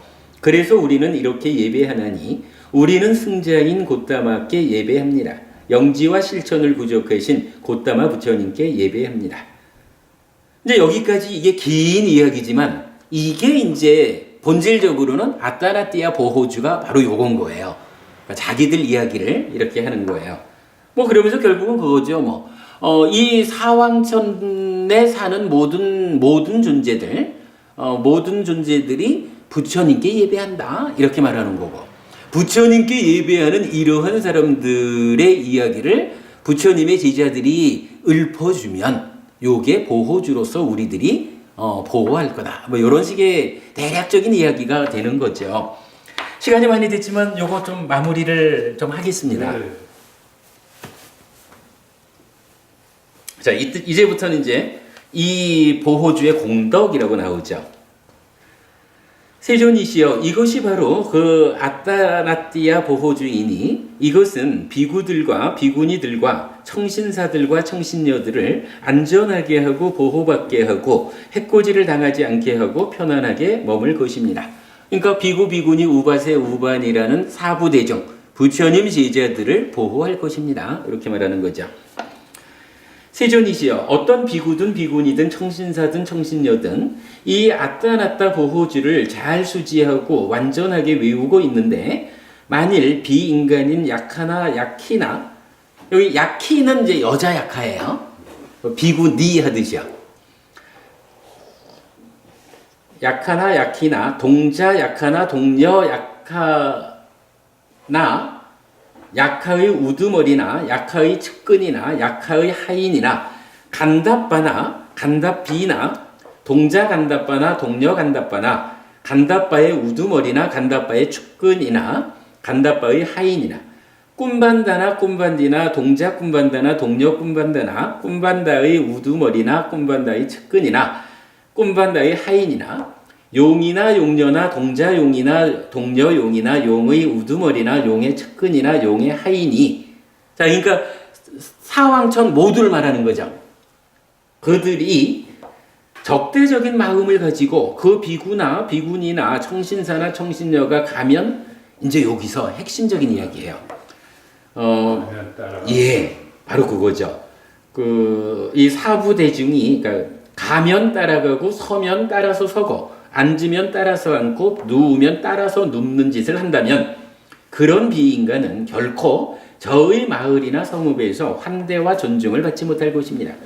그래서 이제 앞에 우리가 알아본 요 아따나띠아 보호주를 부처님 제자들이 그러니까 잘 기억해서 외우는데 이러한 제자분들에게 그러니까 사왕전의 무리들이 가면 따라가고 서면 따라서고 앉으면 따라 앉고 누우면 따라 눕는 달리 말하면 귀신 들린 것과 같은 빙의된 것과 같은 뭐 요러한 짓을 한다면 그런 비인간은 여기서 이제 그런 비인간 이러니까 사왕전의 무리들이 비인간이다라고 스스로 다시 말해주는 거죠. 그런 비인간은 결코 저의 마을이나 성읍에서 환대와 존중을 받지 못할 것입니다. 이런 이야기죠. 인간 세상에도요. 인간들이 함께 살아가는 가운데에 어떤 법의 질서가 있어요. 뭐 계율이 있고 그런데 이런 거를 지키지 않고 지멋대로 폭력적이고 뭐 지나가면서 좀 약한 짐승이라고 뻥걷어차고 뭐 이런 해치고 나쁜 짓을 하는 그런 사람들은 인간 가운데서도 환영받지 못하고 그게 좀 정도가 지났으면 어떻게 돼요? 잡아다가 따로 모아놓잖아요. 이렇게 되듯이 이 사왕천의 무리들 가운데에서도 그런 짓들을 하면 환영받지 못합니다. 우리 가운데. 이렇게 말해주는 거예요. 세존이시여 그런 비인간은 알라까만다라는 저의 수도에서 결코 거처를 얻지 못하고 살지 못할 곳입니다. 세존이시여 그런 비인간은 결코 저의 약하들의 회합에 오지 못할 곳입니다. 세존이시여 게다가 비인간들은 결코 그런 자를 장가들이거나 시집 보내지 않을 것입니다. 세존이시여 비인간들은 화가 나서 그런 자에게 욕설을 퍼부을 것입니다. 여기서 재밌는 거 한 가지는 뭐 그 위는 어떤지 모르지만 사왕천이라는 하늘 세상은 시집장가를 가는 세상이에요. 그죠? 근데 그 중에 이렇게 못돼먹은 자들은 뭐 인간들도 그렇지 뭐 저기 조건을 잘 갖추지 못하면 시집 못 가는 거고 장가 못 가잖아요. 그 얘기까지를 하는 거죠. 그것도 하나 참고로 하시자고요. 세존이시여 게다가 비인간들은 그의 머리를 빈 그릇처럼 꺾어버릴 것입니다. 세존이시여 게다가 비인간들은 그의 머리를 7조각으로 깨어버릴 것입니다. 뭐 인간 세상에서 죄가 크면 사형시키는 것과 같은 뭐 그렇게 우리가 이해를 해보죠. 세존이시여 사납고 흉포하고 폭력적인 비인간들이 있습니다. 그들은 대천왕들에게 조심하지 않습니다. 그들은 대천왕의 측근들과 측근들의 사람들에게도 조심하지 않습니다. 세존이시여 그들 비인간들은 대천왕들의 반역도당들이라 불립니다. 마치 마가다 왕에게 진압된 큰 도적들과 같습니다. 그들은 마가다 왕에게 조심하지 않습니다. 그들은 마가다 왕의 측근들과 측근들의 사람들에게도 조심하지 않습니다. 세존이시여 그들 큰 도적들은 마가다 왕의 반역도당들이라고 불립니다. 세존이시여 그와 마찬가지로 사납고 흉포하고 폭력적인 비인간들이 있습니다. 그들은 대천왕들에게 조심하지 않습니다. 그들은 대천왕의 측근들과 측근들의 사람들에게도 조심하지 않습니다. 세존이시여 그들 비인간들은 대천왕들의 반역도당이라고 불립니다. 요거 하여간 제가 오늘 여러 번 말씀드린 그 의미죠. 경전이 직접 그렇게 말을 해주고 있거든요. 세존이시여 어떤 비인간인 약하나 약행이나 간답바나 간답비나 꿈반다나 꿈반디나 용이나 용녀나 동자용이나 동료용이나 용의 우두머리나 용의 측근이나 용의 하인이 적대적인 마음을 가지고 그 비구나 비구니나 청신사나 청신녀가 가면 따라가고 서면 따라서 서고 앉으면 따라서 앉고 누우면 따라서 눕는 짓을 한다면 다음과 같은 약하들과 큰 약하들과 약하들의 장군들과 대장군들에게 알리고 외치고 소리질러야 합니다. 이 약하가 붙잡는다. 이 약하가 들어온다. 이 약하가 괴롭힌다. 이 약하가 애를 먹인다. 이 약하가 해를 끼친다. 이 약하가 해코지한다. 이 약하가 놓아주지 않는다. 라고. 여기서 하여간 우리가 오늘 사실 우리 중심되는 단어가 부모님 중심 단어가 요 비인간 아마누사 요거잖아요. 그리고 우리가 하여간 지금 그 화생의 어떤 인간들하고 욕계 하늘의 가장 아래에 있는 사왕천을 인간과 천상세계의 어떤 중첩적인 자리 이래가지고 여기를 비인간이라고 말한 요 의미를 아주 강조하고 우리가 비인간의 침입이라는 요 부분에 대해서 접근하고 있는 거잖아요. 비인간 전체적인 이야기는 뒤에 보더라도.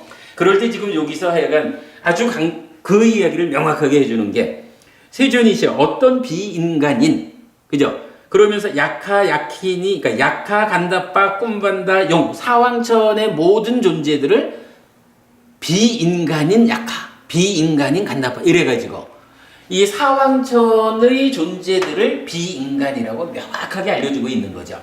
그러니까 우리가 오늘 이야기하는 요 주제가 요런 면에서 그래도 경전을 벗어나지 않는 이해로 이렇게 이제 설명이 되는 거예요. 뭐 자기들 스스로 자기가 비인간이라고 말하고 있는 거니까 자기들 스스로 아직까지 우리는 하늘 사람이요 라고 스스로 천인이라고 선언하지 않는 뭐 그런 부분 여기 하여간 우리가 주목해야 되죠.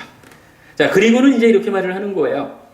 자 부처님의 제자들이 살아가는데 요런 비인간들 사왕천의 존재들이 그중에 폭력 배들이 가면 따라가고 서면 따라서고 앉으면 따라 앉고 누우면 따라 눕는 우리가 인간 세상에서 일반적으로 쓰는 표현으로는 귀신 들린 빙의된 이런 행위를 해가지고 부처님 제자인 우리를 괴롭힌다면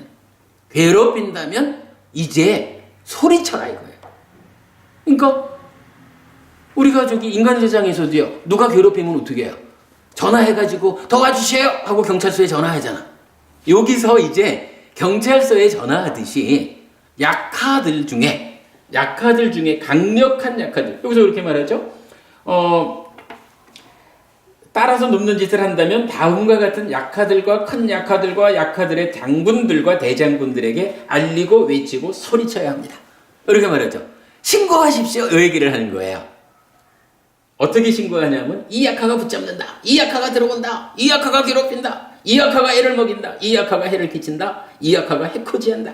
이 약하가 놓아주지 않는다. 라고 신고해라. 이 얘기죠. 그러면 부처님 제자들에 대해서 부처님을 존경하고 찬탄하는 우리 사왕천의 왕들과 우리를 따르는 무리들이 힘 있는 자들이 가서 그 비인간들을 막아주겠다. 이렇게 말해주는 거예요. 이게 이경전의 이제 핵심 의미죠. 자, 10번.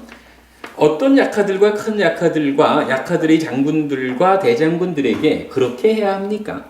그러니까 그렇게 힘센 장군들이 누굽니까?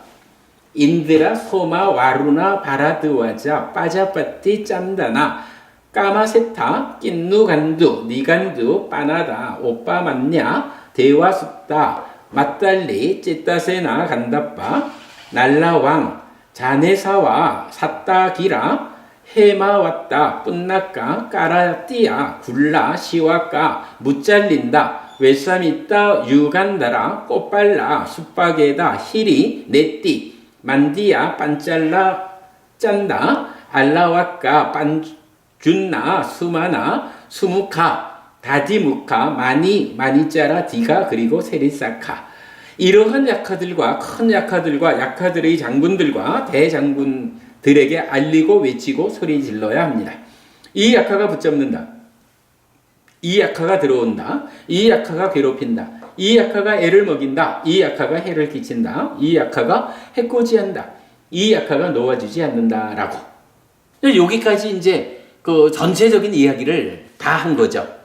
자, 그리고 나면 세존 이시여, 이것이 바로 그 아따나띠아 보호주이니 이것은 비구들과 비구니들과 청신사들과 청신녀들을 안전하게 하고 보호받게 하고 해코지를 당하지 않게 하고 편안하게 머물게 할 것입니다. 세존 이시여, 이제 저희는 그만 물러가겠습니다. 저는 바쁘고 해야 할 일이 많습니다. 그러니까 웨사와나, 그러니까 사왕천 중에 북쪽 방향의 천왕이죠.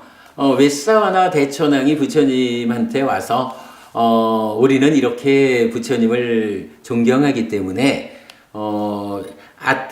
아따나띠아 보호주라고 하는 보호주를 부처님께 올리겠습니다. 그래서 이 보호주를 외우는 부처님 제자들을 사왕천에 있는 못된 무리들이 가면 함께 가고 서면 함께 서고 앉으면 함께 앉고 누우면 함께 눕는 이런 빙의된 귀신 들린 이런 일을 통해서 부처님 제자를 괴롭힌다면 저희들이 막아드리겠습니다.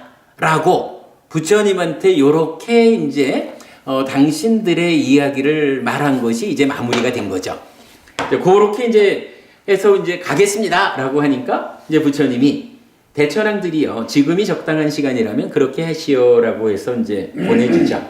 그러자 사대왕 천왕들은 자리에서 일어나 세존께 절을 올리고 오른쪽으로 세 번 돌아 경의를 표한 뒤에 거기서 사라졌다. 그 약하들도 어떤 자들은 자리에서 일어나 세존께 절을 올리고 오른쪽으로 세 번 돌아 경의를 표한 뒤에 거기서 사라졌다. 어떤 자들은 세존께 절을 올리고 사라졌다. 어떤 자들은 세존과 함께 환담을 나누고 유쾌하고 기억할 만한 이야기로 담소를 나누고 사라졌다. 어떤 자들은 세존께 합장하여 인사드리고서 사라졌다. 어떤 자들은 세존의 앞에서 이름과 성을 말씀드리고 사라졌다. 어떤 자들은 조용히 사라졌다. 그러자 세존께서는 그 밤이 지난 뒤 비구들을 불러서 이렇게 말씀하셨다. 비구들이여, 지난밤에 사대 천왕들이 많은 약하 군대와 많은 간다빠 군대와 많은 꿈반다 군대와 많은 용의 군대와 함께 사방의 보호를 확고하게 하고 사방의 군대의 벽을 확고하게 하고 사방의 파수꾼들을 확고하게 한 뒤 밤이 아주 깊었을 때 아주 멋진 모습을 하고 전체 독수리봉 산을 환하게 밝히고서 세존께 다가왔다. 다가와서는 세존께 절을 올린 뒤 한곁에 앉았다. 그 약허들도 어떤 자들은 세존께 절을 올리고, 이게 요 경 전체 이야기를 반복하는 거네요. 경 전체를 반복하니까 이제 반복한 거 그냥 마지막으로 가겠습니다. 어떤 자들은 세존의 앞에서 이름과 성을 말씀드리고 사라졌다. 어떤 자들은 조용히 사라졌다. 요게 지난밤에 있었던 이야기를 부처님이 제자분들한테 반복해 알려주는 거죠. 그리고 이제 마지막 장으로 넘어갑니다. 마지막 페이지 넘길게요.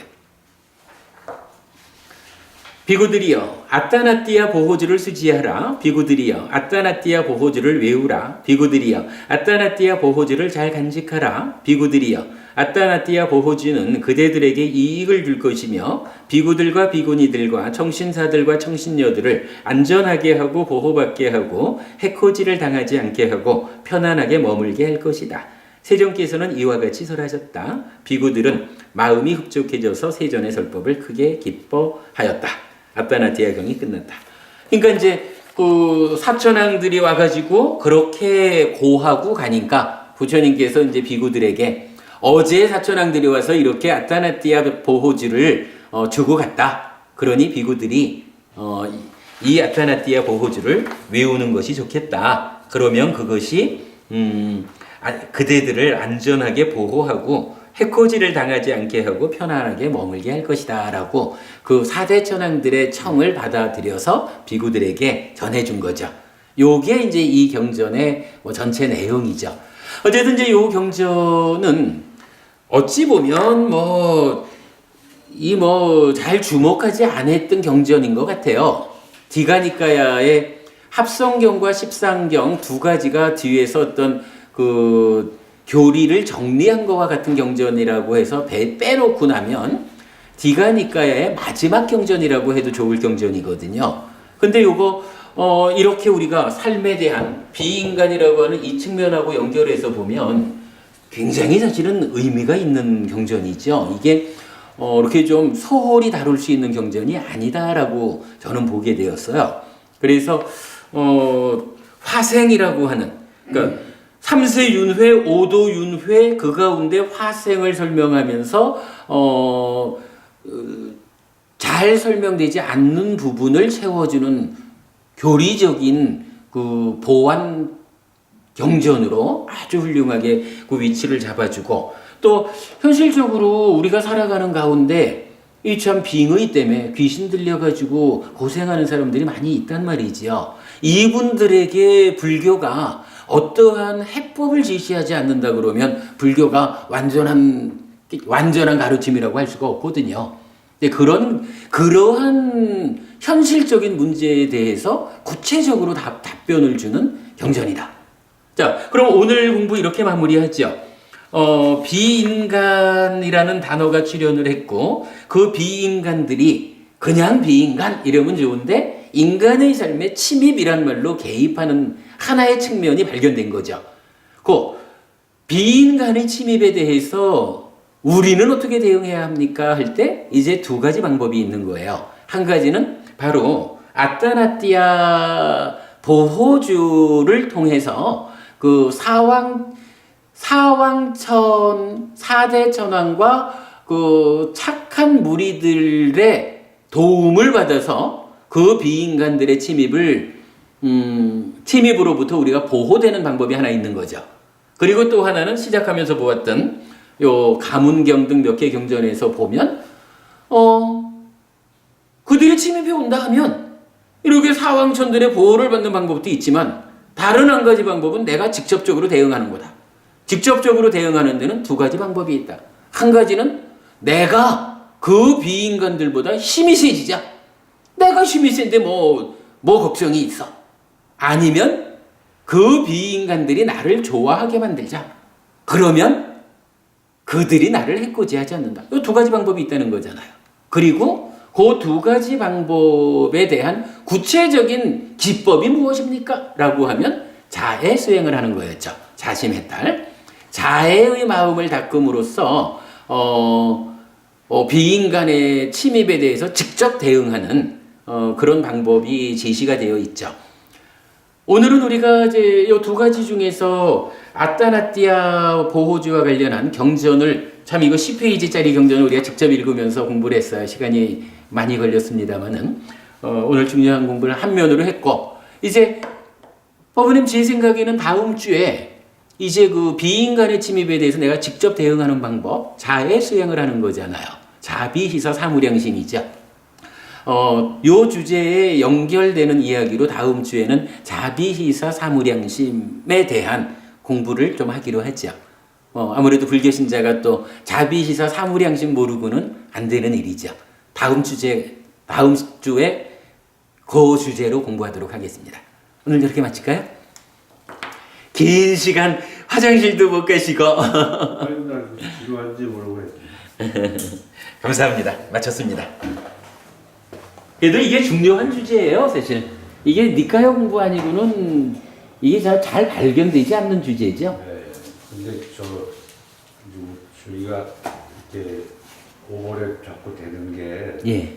귀신이 이제 오버랩. 근데 그 귀신은 사실은 부처님 가르침에 의하면 어긋나는 어떤 생을 받은 것들이 아니잖아요. 그러니까 이제 그렇게 보셔야죠. 세간에서는 귀신이라고 말을 하지만 우리가 이렇게 이제 공부를 해보면 귀신 들렸다라고 말하는 그게 사실은 몸을 받지 못한 구천을 떠도는 그런 게 아니에요. 그러니까 그런 존재라는 것은 이게 이제 부처님 가르침이 알려지지 않았을 때는 이렇게 몸과 마음으로 함께하는 중생이라는 것을 모르잖아요.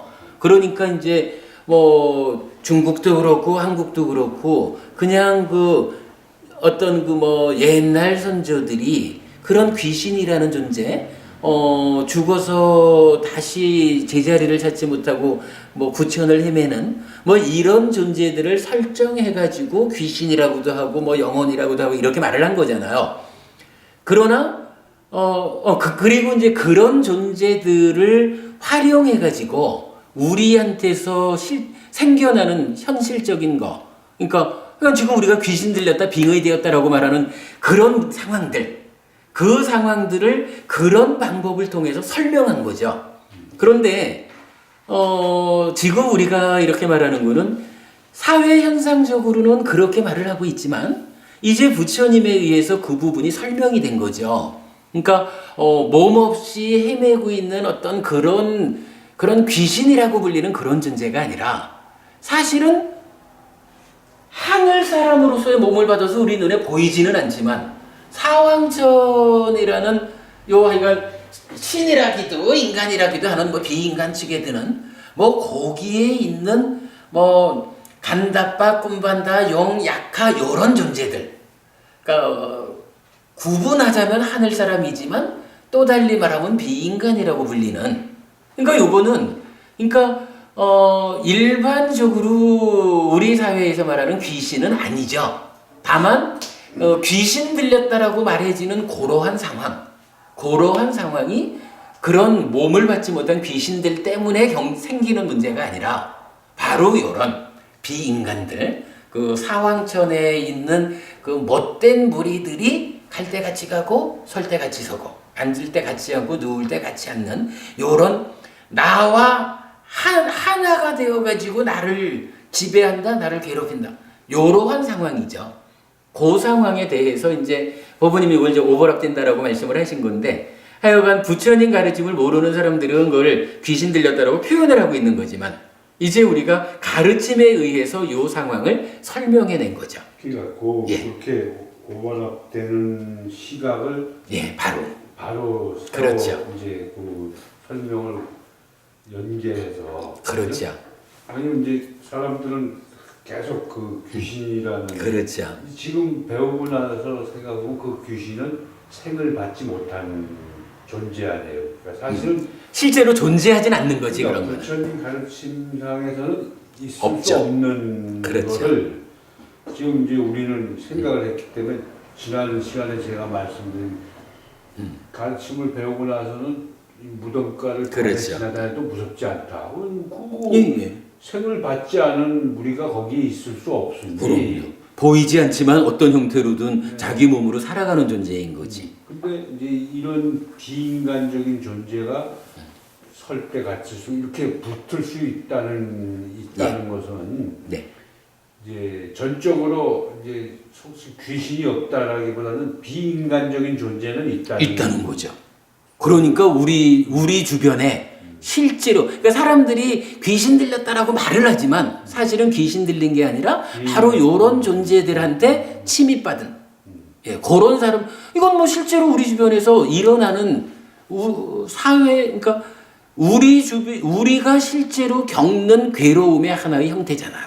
그러니까 이거를 없다 할 수는 없는 거지. 근데 이 경이 오늘 우리가 공부한 이런 경들이 그 부분을 설명해주고 있는 거죠. 비인간이 귀신이 없다고만 설명하고 귀신 들린 이제 속칭 귀신 들린 사람들은 저는 그게 아니다 이렇게 했는데 사실은 그게 아닌 게 아니고 비인간들이 그렇죠. 해코지하는 상황이니까 그거에 대해서 이제